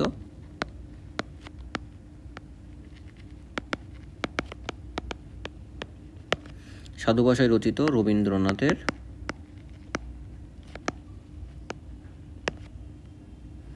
সর্বশেষ উপন্যাস। এতটুকু জানলে হবে। সাধু ভাষায় রচিত রবীন্দ্রনাথের সর্বশেষ উপন্যাস হচ্ছে চতুরঙ্গ। এখন আসলে রাজর্ষি।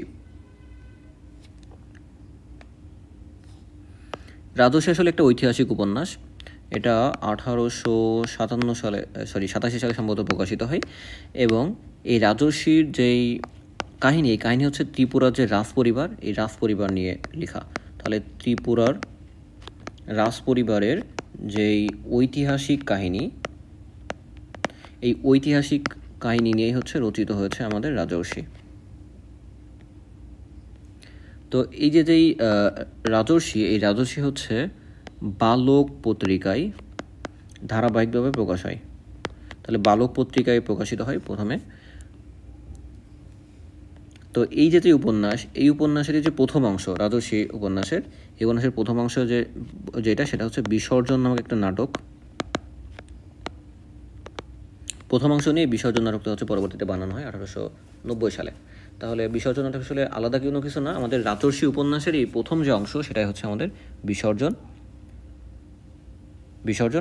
নাটক। ঠিক আছে, এখন আসেন ঘরে বাইরে। তাহলে সাধু ভাষায় রচিত শেষ উপন্যাস কি? চতুরঙ্গ। আর চলিত ভাষায় রচিত রবীন্দ্রনাথ ঠাকুরের প্রথম যে উপন্যাস সেটা হচ্ছে আমাদের ঘরে বাইরে। তাহলে চলিত ভাষায় রচিত প্রথম উপন্যাস, চলিত ভাষায় হচ্ছে প্রথম উপন্যাস হচ্ছে ঘরে বাইরে এবং এটা প্রকাশ করা হচ্ছে সবুজ পত্র পত্রিকায়। সবুজ পত্র পত্রিকায় সর্বপ্রথম হচ্ছে প্রকাশিত হয়। তো এটার আসলে যেই মূল থিম হচ্ছে আমাদের তৎকালীন স্বদেশী আন্দোলনের পটভূমিতে ব্রিটিশ ভারতের যে রাজনৈতিক প্রেক্ষাপট। তাহলে স্বদেশী আন্দোলন নিয়ে আমাদের ব্রিটিশ ভারতের যে রাজনৈতিক প্রেক্ষাপট সেটা নিয়ে আলোচনা করা হয়েছে। তাহলে স্বদেশী আন্দোলন, এতটুকু মনে রাখেন যে স্বদেশী আন্দোলন আমাদের এই ঘরে বাইরে উপন্যাসের সাথে কিছুটা জড়িত আছে। এতটুকু জানলেও অ্যাটলিস্ট চলবে আমাদের।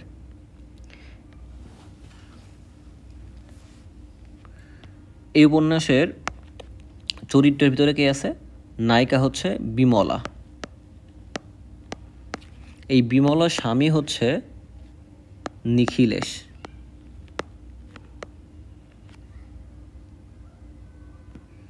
ঠিক আছে, এবং এই স্বদেশী আন্দোলনের একজন বিপ্লবী হচ্ছে সন্দীপ। কাহিনী হচ্ছে আমাদের যে বিমলা বা নায়িকা, এই নায়িকা যদিও আমাদের নিখিলেশ তার স্বামী, তারপরেও এই সন্দীপের বিপ্লবী চরিত্রের কারণে তার উপরে কিছুটা দুর্বলতা অনুভব করে বা আকর্ষিত হয়। ঠিক আছে, একদিকে বাইরের আন্দোলনের উত্তেজনা, অন্যদিকে এই যে তিনটি মানুষের কথা বললাম, বিমলা, নিখিলেশ আর সন্দীপ, এদের ভিতরে যে সম্পর্কের টানাপোড়ন এবং ব্যক্তিগত জীবনের দ্বন্দ্ব, এই দুইটা জিনিস মিলে আসলে ঘরে এবং বাইরে। তাহলে ঘরের ভিতরে এই তিনজনের সমস্যা, বাইরে হচ্ছে স্বদেশী আন্দোলন, এই দুইটা মিলে আসলে ঘরে বাইরে উপন্যাসটা রচিত। ঠিক আছে, তো এখানে যে বিমলা হচ্ছে এখানে হচ্ছে নায়িকা। এই বিমলা সাধারণ একটা পরিবারের মেয়ে,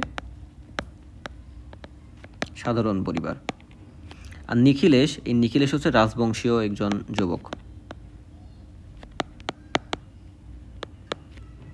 আর সন্দীপকে সবাই জানেন, স্বদেশী আন্দোলন নেতা, বিপ্লবী, তাই তো?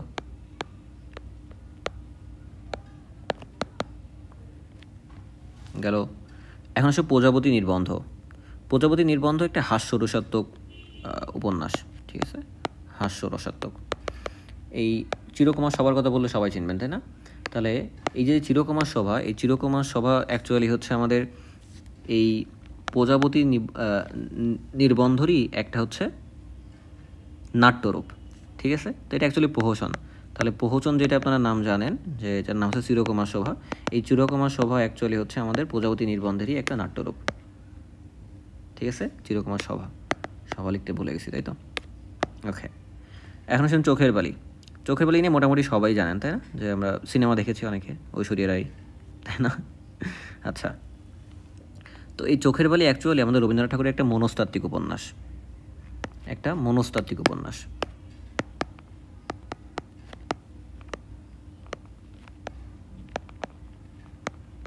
রবীন্দ্রনাথ ঠাকুরের একটা মনস্তাত্ত্বিক উপন্যাস হচ্ছে চোখের বালি। এই চোখের বালি মোট হচ্ছে 55টি পরিচ্ছেদে বিভক্ত। কয়টা পরিচ্ছেদ? 55টি। এবং সর্বপ্রথম প্রকাশিত হয় হচ্ছে বঙ্গদর্শনে, বঙ্গদর্শন পত্রিকায়।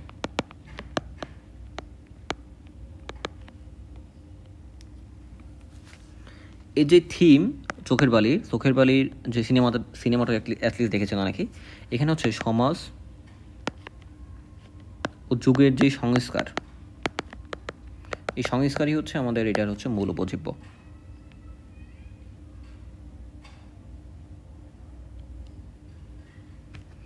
কাহিনী কি? কাহিনী হচ্ছে আমাদের যে নায়িকা হচ্ছে বিনোদিনী। এই বিনোদিনীর সাথে বিয়ে হওয়ার কথা ছিল হচ্ছে মহেন্দ্রের, তাই না? কিন্তু পরবর্তীতে মহেন্দ্র আসলে অনাগ্রহ দেখায়, যার কারণে বিনোদিনী আসলে অন্য জায়গায় বিয়ে হয়ে যায়, এবং বিয়ে হওয়ার কিছুদিনের মধ্যেই আমাদের বিনোদিনী হয়ে যায় হচ্ছে বিধবা। ঠিক আছে, তো শিক্ষিত মার্জিত বিনোদিনী ঘটনাচক্রে মহেন্দ্রের বাড়িতে আসলে তাকে দেখে মহেন্দ্র মুগ্ধ হয় এবং উপলব্ধি করে সমচেতনা সম্পন্ন জীবনসঙ্গীর প্রয়োজনীয়তা। সুন্দরী এবং কর্মদক্ষ বিনোদিনী তিলে তিলে মহেন্দ্রকে ঘোরায় চরকির মতো, তবে বিনোদিনী সমর্পিত হতে চায় বিহারীর নিকট। কিন্তু রবীন্দ্রনাথ বিধবা বিনোদিনীকে জীবনের সকল কোলাহল এড়িয়ে সামাজিক এবং ধর্মীয় গোড়ানিকে প্রাধান্য দিয়ে কাশীর নির্লিপ্ত জীবনে নিক্ষেপ করেন। ঠিক আছে, তাহলে পরবর্তীতে তিনি কিছুই হলেন না, হয়ে গেলেন সন্ন্যাসী, তাই তো? আচ্ছা, এখন চরিত্র কি? চরিত্রে আছে হচ্ছে আশালতা, মহেন্দ্র, বিনোদিনী, আর আমাদের বিনোদিনী যার উপরে আকর্ষিত ছিল পরবর্তীতে তার নাম হচ্ছে বিহারী। তারপরে রাজলক্ষ্মী, এটাও একটা চরিত্র। অন্নপূর্ণা, ইনি আর একটা চরিত্র। তাহলে এইগুলো হচ্ছে আমাদের এটা চরিত্র। তাহলে আশালতা, মহেন্দ্র মেইন নায়ক, বিনোদিনী নায়িকা, বিহারী যার উপরে বিনোদিনী হচ্ছে দুর্বল, রাজলক্ষ্মী, অন্নপূর্ণা। তাহলে এইগুলো হচ্ছে আমাদের চোখের বালির চরিত্রসমূহ। এখন আসুন দুই বোন।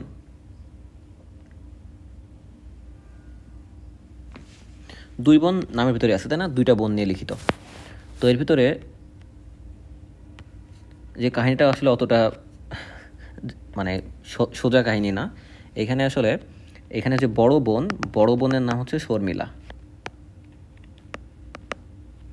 এই বড় বোন শর্মিলার স্বামীর নাম হচ্ছে শশাঙ্ক। এই শশাঙ্কের সাথে ছোট বোন যে উর্মিলা, এই উর্মিলার যে ঘনিষ্ঠ সম্পর্ক, এই সম্পর্ক নিয়ে তাদের দুই বোনের ভিতরে যে ঝামেলা এবং নাটকীয়তা, এটা নিয়ে আসলে এটা লিখিত, মানে ত্রিভুজ প্রেমের কাহিনী, তাই না? ট্রায়াঙ্গুলার লাভ। তাহলে শর্মিলা, তার স্বামী যিনি বড় বোন, ছোট বোন হচ্ছে উর্মিলা, এবং শর্মিলার স্বামী হচ্ছে শশাঙ্ক। এই শশাঙ্কের সাথে উর্মিলার সম্পর্ক নিয়ে এটা লিখিত। তাহলে তিনটা চরিত্র আমরা পেলাম, শর্মিলা, শশাঙ্ক, উর্মিলা। এতটুকু জানলেই চলবে। এমন মালঞ্চা। এই মালঞ্চ রচিত হয়েছে দুইজনকে নিয়ে,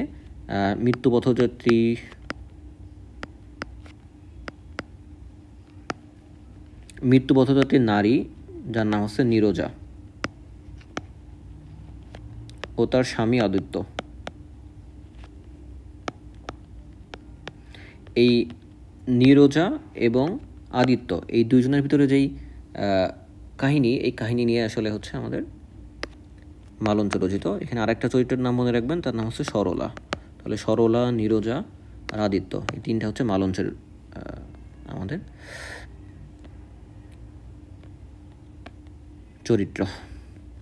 তারপরে আসুন যোগাযোগ নিয়ে অল্প একটু জানলেই চলবে, খুব যে গুরুত্বপূর্ণ তা না।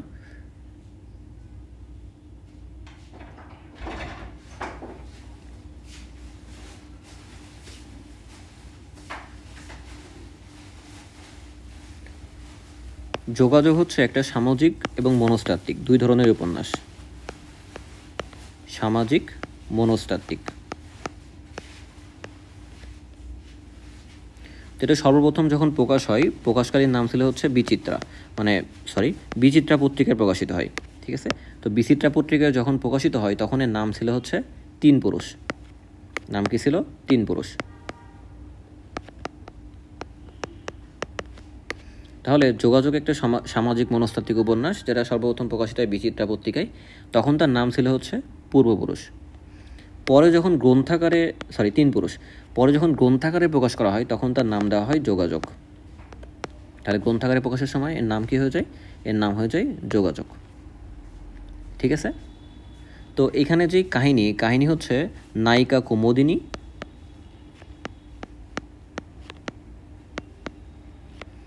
ও নায়ক মধুসূদন। তাহলে কুমুদিনী এবং মধুসূদন, এদের মাঝখানে যে তীব্র বিরোধ, এই বিরোধকে কেন্দ্র করেই আসলে আমাদের যোগাযোগ উপন্যাসটা গঠিত। তো আলটিমেটলি কি হয়? আলটিমেটলি এই মধুসূদন বা কুমুদিনীদের স্বামী, এই স্বামীর কাছে কুমুদিনীর যেই আত্মসমর্পণ বা দ্বিধান্বিত সমর্পণ, এটা নিয়ে আসলে আমাদের এই যোগাযোগ রচিত। দুইটা চরিত্রের নাম অ্যাটলিস্ট আমরা মনে রাখতে পারবো যে নায়িকা হচ্ছে কুমুদিনী আর নায়ক হচ্ছে মধুসূদন। ঠিক আছে, এখন আসলে আমরা গোরা নিয়ে একটু জানি।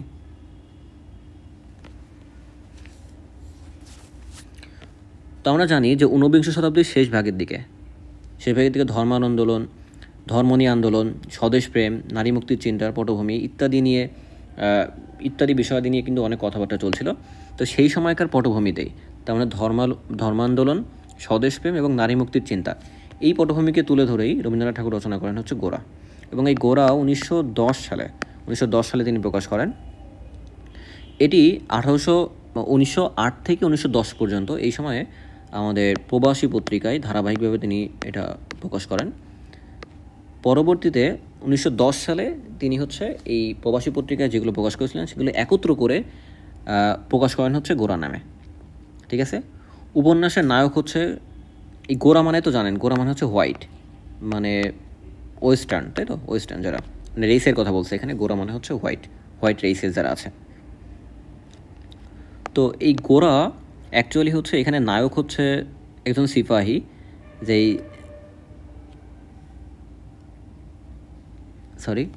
এই গোরা যে নায়ক, এই সিপাহী, তিনি হচ্ছে একজন সিপাহী বিপ্লবের সময় নিহত একজন আইরিশ দম্পতির সন্তান।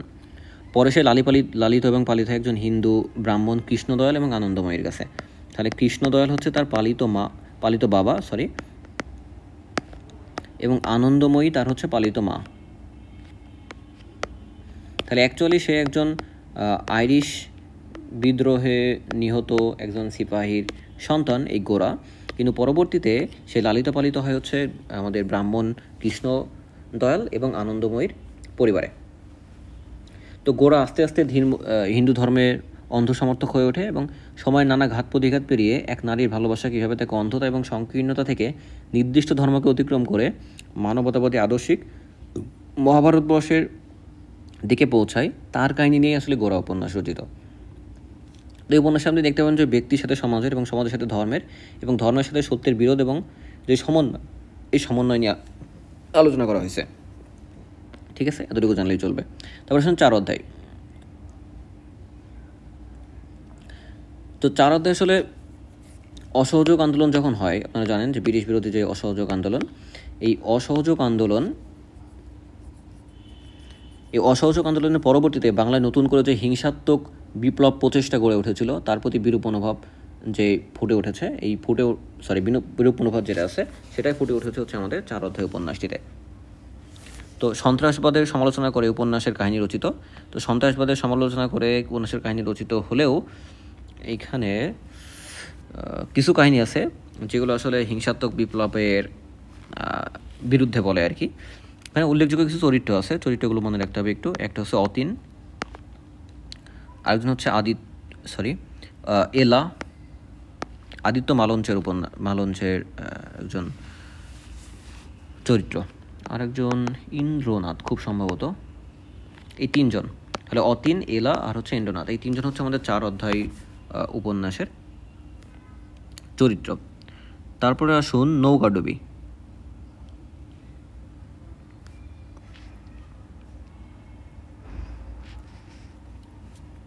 নৌকাডুবি নিয়ে বিশেষ কিছু আমাদের জানা লাগবে না, এটা একটা সামাজিক উপন্যাস। তাহলে একটা সামাজিক উপন্যাস, এটাও প্রকাশিত হচ্ছে বঙ্গদর্শনে। তাহলে বঙ্গদর্শন পত্রিকায় সর্বপ্রথম এটি প্রকাশিত হয়। ঠিক আছে, আচ্ছা। শেষের কবিতা, শেষের লেখা কি ছিল? একটা কাব্যগ্রন্থ, তাই না? শেষের কবিতা হচ্ছে আমাদের একটা উপন্যাস। তো এটা আসলে একটা কাব্যধর্মী। তো রবীন্দ্রনাথ ঠাকুরের কাব্যধর্মী উপন্যাস হচ্ছে শেষের কবিতা। তাহলে একটা হচ্ছে কাব্যধর্মী উপন্যাস। রবীন্দ্রনাথ ঠাকুরের কাব্যধর্মী একটা উপন্যাস হচ্ছে শেষের কবিতা। তো 1928 সালে এটি ধারাবাহিকভাবে হচ্ছে আমাদের প্রবাসী পত্রিকায় প্রকাশিত হয়। তাহলে প্রবাসী পত্রিকায় 1918 সালে এটা ধারাবাহিকভাবে প্রকাশিত হয়। তো ভাষার অসামান্য, কবিত্ব, দৃষ্টিশক্তি এবং পাণ্ডিত্যের দীপ্তি উপন্যাসটাকে স্বাধীনতা দান করেছে, রবীন্দ্রনাথের বিস্ময়কর সৃষ্টির মধ্যে শ্রেষ্ঠ। তার মানে বলা যায় রবীন্দ্রনাথ ঠাকুরের শ্রেষ্ঠ একটা উপন্যাসই হচ্ছে আমাদের শেষের কবিতা। আচ্ছা,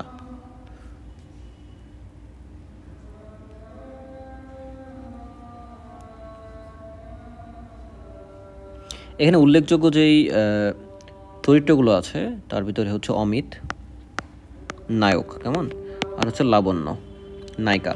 তো এই অমিত এবং লাবণ্যের যে প্রণয় কাহিনী, এই প্রণয় কাহিনী সাহিত্যিক ব্যঞ্জনায় অমর হয়ে উঠেছে এবং বিজেতারা দান করেছে। তো অমিত রায় ব্যারিস্টারি পড়তে বিলেতে গিয়েছিল, তার ছেলে বন্ধুর চেয়ে মেয়ে বন্ধু বেশি। এদের মধ্যে কেতকির সাথে অমিতের প্রেম হয় এবং অমিতের দেওয়া আংটিও পড়ে। ব্যারিস্টার হয়ে দেশে ফিরলে অমিত শিলংয়ে বেড়াতে গেলে উপন্যাসের মূল নায়িকা লাবণ্যের সাথে তার পরিচিত হয় বা প্রেম হয়। কিন্তু লাবণ্য বুঝতে পারে যে অমিত রোমান্টিক জগতের স্বপ্নতুর ব্যক্তি। তবুও তাদের বিয়ে ঠিক হলে উপস্থিত হয় কেতকী। ভেঙে যায় বিয়ে। কেতকীর সাথে অমিতের বিয়ে উপন্যাসকে ভিন্নতর রূপ দান করেছে। এবং এই লাবণ্য বিয়ে করে শোভনলালকে। উপন্যাসের কিছু বাক্য আস্পবাদের মর্যাদা পেয়েছে, যেমন ফ্যাশনটা হলো মুখোশ, স্টাইলটা হলো মুখশ্রী। এটা একটু পরে আমরা বলবো যে ফ্যাশনটা হলো মুখোশ, স্টাইলটা হলো মুখশ্রী। এটা হচ্ছে আমাদের এই শেষের কবিতা উপন্যাসেরই একটা লাইন। তারপরে কালের যাত্রার ধ্বনি শুনতে কি পাও, কালের যাত্রার ধ্বনি শুনতে কি পাও, এটা একটা কবিতা। এই কবিতার মাধ্যমেই আসলে আমাদের শেষের কবিতা উপন্যাসের শেষ হয়। গেল। তাহলে এটা ছিল মোটামুটি হচ্ছে আমাদের উপন্যাসগুলো। 1 মিনিট।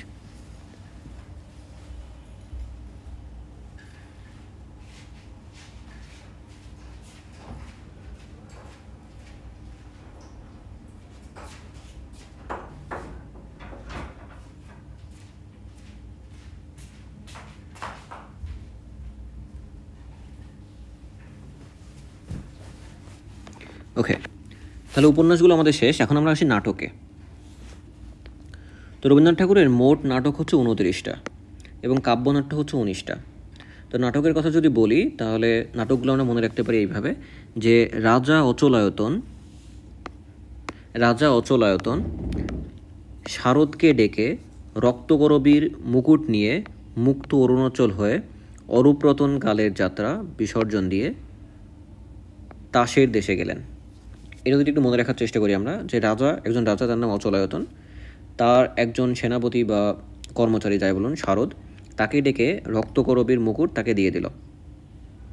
রক্তকরবীর মুকুট দিয়ে তিনি মুক্ত অরুণাচল হয়, অরুণাচল তখন মুক্ত ছিল, অরুণাচল দিয়ে তিনি অরূপরতনের কালের যাত্রা বিসর্জন দিয়ে, অরূপরতনের সাথে যে যাত্রা ছিল সেটা বিসর্জন দিয়ে তিনি নিজে চলে গেলেন মুকুট ছেড়ে মুক্ত রোচানল দিয়ে। কোথায় গেল? তাসের দেশে। তাহলে তাসের দেশে চলে গেলেন। এইটা দিয়ে আমরা মনে রাখতে পারি কী কী আছে। তাহলে নাটক কী কী আছে? রাজা, অচলায়তন, শারদ উৎসব থেকে শারদ, ডেকে মানে ডাকঘর, রক্তকরবী মানে রক্তকরবী, মুকুট একটা নাটক আছে তার, তারপরে মুক্তধারা, অরুণাচল মানে অরুণাচল, অরূপরতন, তারপরে কালের যাত্রা, বিসর্জন, তাসের দেশ। এগুলো হচ্ছে রবীন্দ্রনাথ ঠাকুরের উল্লেখযোগ্য সব নাটক। এখন কয়েকটা নাটক সম্পর্কে আমরা একটু জানলেই চলবে। তার ভিতরে আমরা ডাকঘর নিয়ে একটু জানি।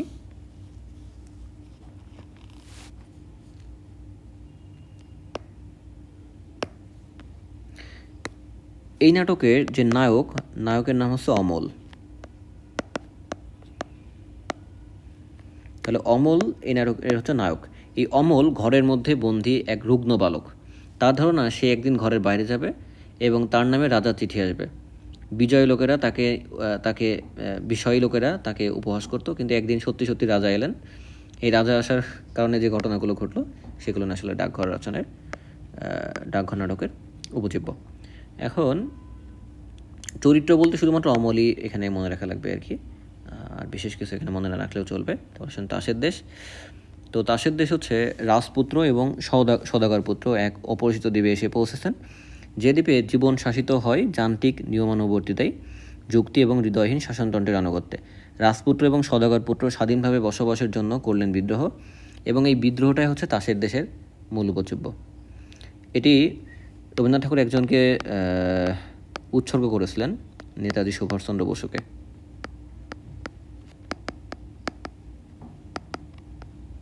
সুভাষচন্দ্র বসুকে তিনি এটা উৎসর্গ করেছিলেন। কাহিনিটা অল্প একটু বলে দিলাম, অত বেশি আমাদের আসলে লাগবে না কাহিনি।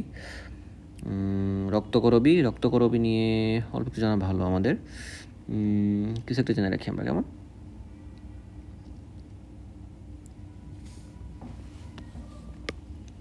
তো রক্তকরবী নাটক আসলে প্রকাশিত হয় 1926 সালে। ভুল হতে পারি, এটা একটু দেখে নিন 26 সালে কিনা। তো এটা হচ্ছে রবীন্দ্রনাথ ঠাকুরের একটা সাংকেতিক নাটক।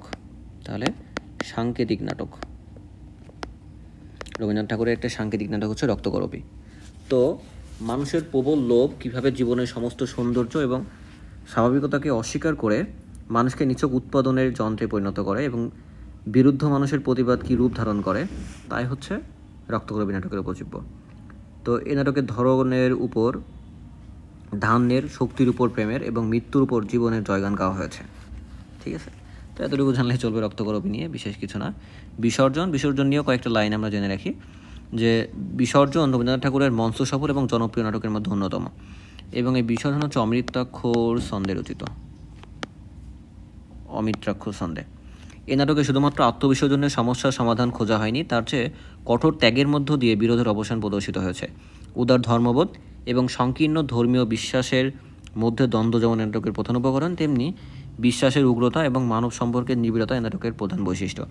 রবীন্দ্রনাথ নিজে এই নাটকের রঘুপতি এবং জয় সিংহের ভূমিকায় অভিনয় করেন। অন্যান্য চরিত্র কে আছে? অন্যান্য চরিত্রের ভিতরে আছে হচ্ছে অর্পণা, গুণবতী এবং গোবিন্দ মাণিক্য। অর্পণা, গুণবতী, গোবিন্দ মাণিক্য, এর হচ্ছে উল্লেখযোগ্য সব চরিত্র। আর কি আছে? রঘুপতি আর জয় সিংহ।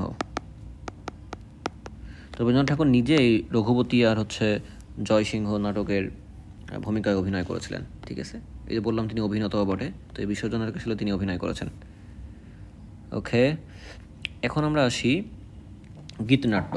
তো তার গীতিনাট্যের ভিতরে আসে কয়েকটা জিনিস, 6টার কথা মনে রাখলেই চলবে। বাল্মীকি প্রতিভা, সাপমোচন, কালমৃগয়া, নটরাজ, প্রকৃতির প্রতিশোধ, বসন্ত। এইগুলো হচ্ছে তার গীতিনাট্য। এর ভিতরে বসন্ত নিয়ে কয়েকটা লাইন আমরা জেনে রাখবো, যে এই বসন্ত এই কারণে জানবো যে বসন্ত তিনি হচ্ছে কাজী নজরুল ইসলামকে উৎসর্গ করেন। তাহলে কাজী নজরুলকে উৎসর্গ করেন হচ্ছে এই বসন্ত।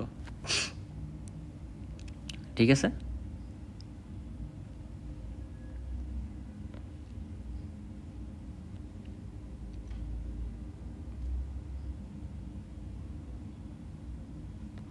ওকে। তারপরে কাব্যনাট্য হচ্ছে রাজা ও রানী, বিসর্জন, মালিনী, প্রকৃতির প্রতিশোধ, মায়ের খেলা, বিদায় অভিশাপ। তো এখানে একটা জিনিস খেয়াল করে দেখবেন যে প্রকৃতির প্রতিশোধ আমি গীতিনাট্যতেও দিয়েছি, আবার এখানেও দিয়েছি।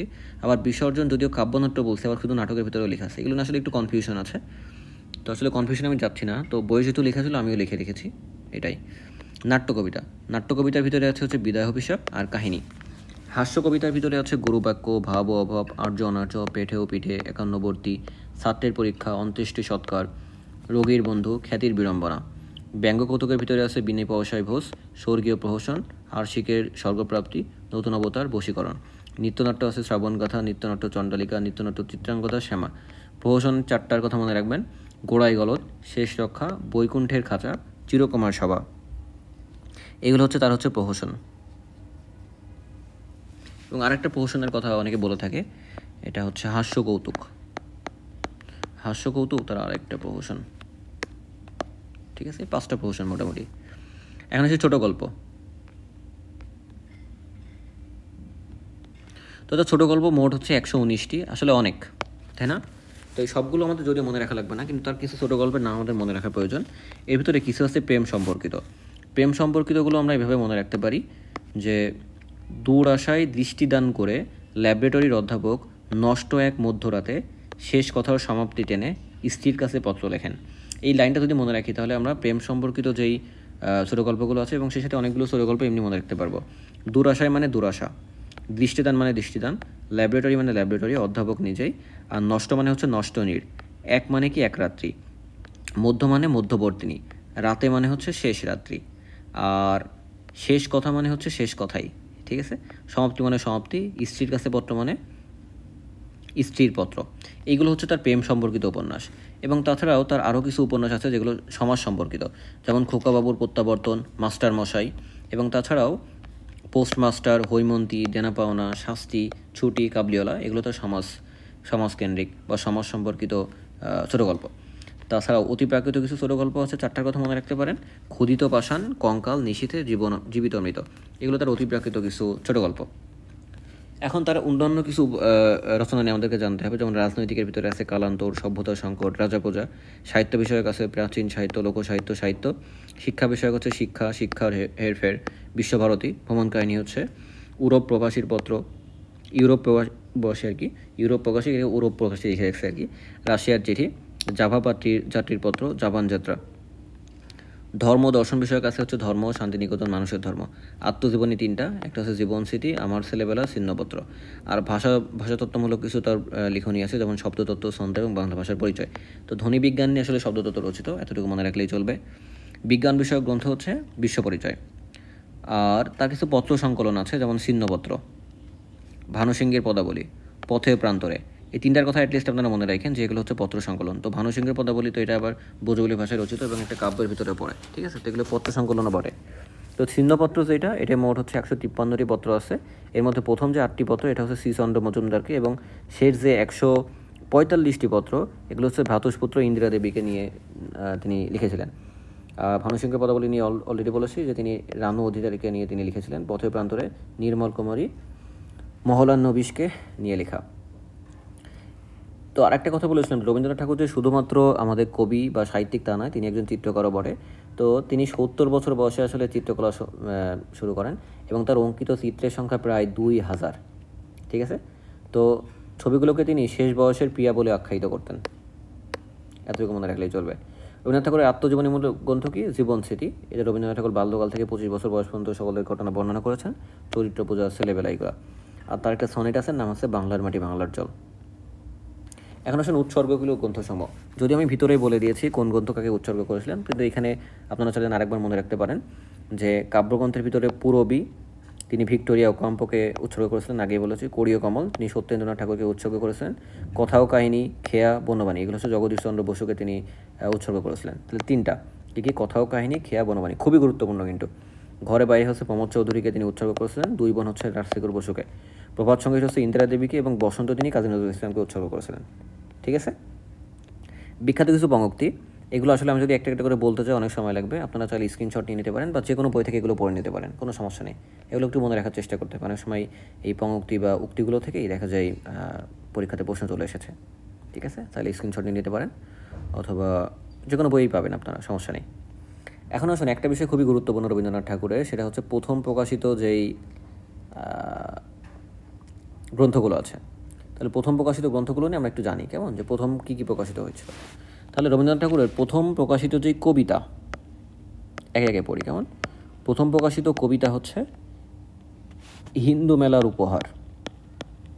হিন্দু মেলার উপহার। এই হিন্দু মেলার উপহার রবীন্দ্রনাথ ঠাকুরের প্রথম প্রকাশিত কবিতা। এই কবিতাটি তার বয়স যখন 13 বছর বয়সে প্রকাশিত হয়। 15 বছর বয়সে বনফুল, আর 17 বছর বয়সে কথা ও কাহিনী, তাই না?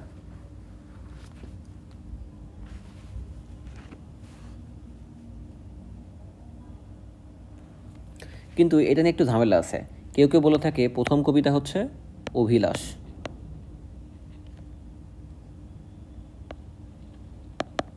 ঠিক আছে। তো হিন্দু মেলার উপহার, এটাই মনে রাখেন আপনারা। কিন্তু কাহিনী হচ্ছে তার বয়স যখন 8 বছর বয়সে তিনি কবিতা লেখা শুরু করেছিলেন, এবং তার প্রথমতে লেখা কবিতা সেটা ছিল অভিলাষ। কিন্তু প্রকাশনের দিক থেকে আমাদের হিন্দু মেলার উপহারটা প্রথম। তো এই অভিলাষ অভিলাষ হচ্ছে তৎকালীন যে পত্রিকা, তত্ত্ববোধনী পত্রিকা, এই তত্ত্ববোধনী পত্রিকাতে এটা হচ্ছে প্রকাশিত হয়েছিল। তাহলে তত্ত্ববোধনী, ঠিক আছে? আচ্ছা, এতটুকু মনে রাখবেন। এখন আসুন কাব্যগ্রন্থ। কাব্যগ্রন্থটা আমি বলে ফেলেছি, তাই না? তার প্রথম প্রকাশিত কাব্যগ্রন্থ হচ্ছে কবি কাহিনী, 17 বছর বয়সে প্রকাশিত হয়। এখন আসুন অপ্রকাশিত কাব্যগ্রন্থ। তার প্রথম যে অপ্রকাশিত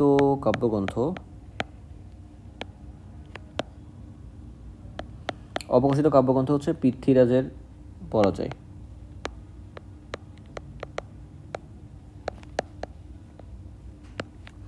এই পৃথ্বীরাজের পরাজয় রবীন্দ্রনাথ ঠাকুর তার বাবার সঙ্গে 1279 বঙ্গাব্দে তার বাবার সঙ্গে ফাল্গুন মাসে বোলপুর এবং শান্তিনিকেতনে বেড়াতে যান। সেখানেই বীর রসাত্মক এই কাব্য রচনা করেন। এই কাব্যটি সম্পর্কে তার জীবনস্মৃতিতে আপনি উল্লেখ পাবেন আর কি। জীবনস্মৃতি, তার যে আত্মজীবনী, সেটা যদি পড়ে থাকেন সেখানে দেখবেন এটা নিয়ে বলা আছে। তারপর আসুন প্রথম প্রকাশিত কবিতার লাইন। তাহলে কবিতার লাইন, পুরো কবিতা না, প্রথম প্রকাশিত কবিতার লাইন কি? মিনগণ দিন হয়েছিল সরোবরে, এখন তাহারা সুখে জলে ক্রীড়া করে। তাহলে মিনগণ দিন হয়েছিল সরোবরে, এখন তারা সুখে জলে ক্রীড়া করে। এটা তার প্রথম প্রকাশিত কোনো কবিতার লাইন। প্রথম প্রকাশিত নাটক, তার প্রথম প্রকাশিত নাটক হচ্ছে বাল্মীকি প্রতিভা।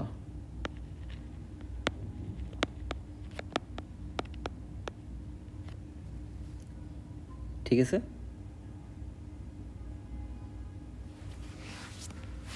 কিন্তু তার একটা নাটিকাও আছে। তাহলে প্রথম প্রকাশিত নাটিকা কি? প্রথম প্রকাশিত নাটিকা হচ্ছে রুদ্রচন্দ্র।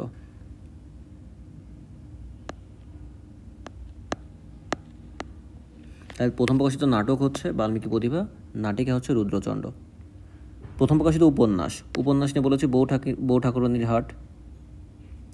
তার প্রথম প্রকাশিত ছোট গল্প কি? প্রথম প্রকাশিত ছোট গল্প হচ্ছে ভিখারিণী। প্রথম প্রকাশিত প্রবন্ধ হচ্ছে বিবিধ প্রসঙ্গ।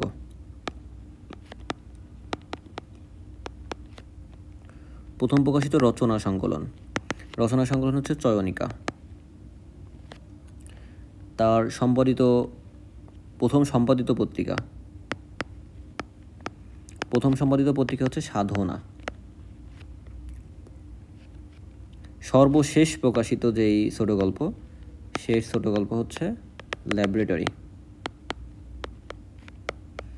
ল্যাবরেটরি। তার সর্বশেষ প্রকাশিত ছোট গল্প। কি লিখলাম?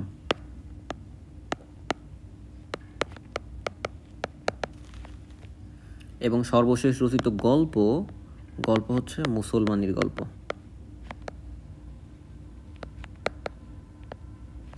তাহলে এগুলো হচ্ছে তার সর্বপ্রথম এবং সর্বশেষ, মনে রাখলে চলবে।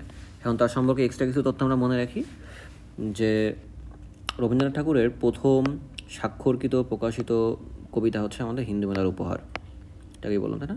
প্রথম প্রকাশিত কাব্যগ্রন্থ কবি কাহিনী, প্রথম লিখিত কাব্য হচ্ছে বনফুল। তিনি পরিবারে হচ্ছে ব্রাহ্ম ধর্মাবলম্বী ছিলেন। 1984 সালে ব্রাহ্ম সমাজের দায়িত্ব গ্রহণ করেন। 22 বছর বয়সে 1923 সালে ভবতারিণীকে বিয়ে করেন। নাম রাখেন হচ্ছে মিতনী দেবী, আগেই পড়েছি।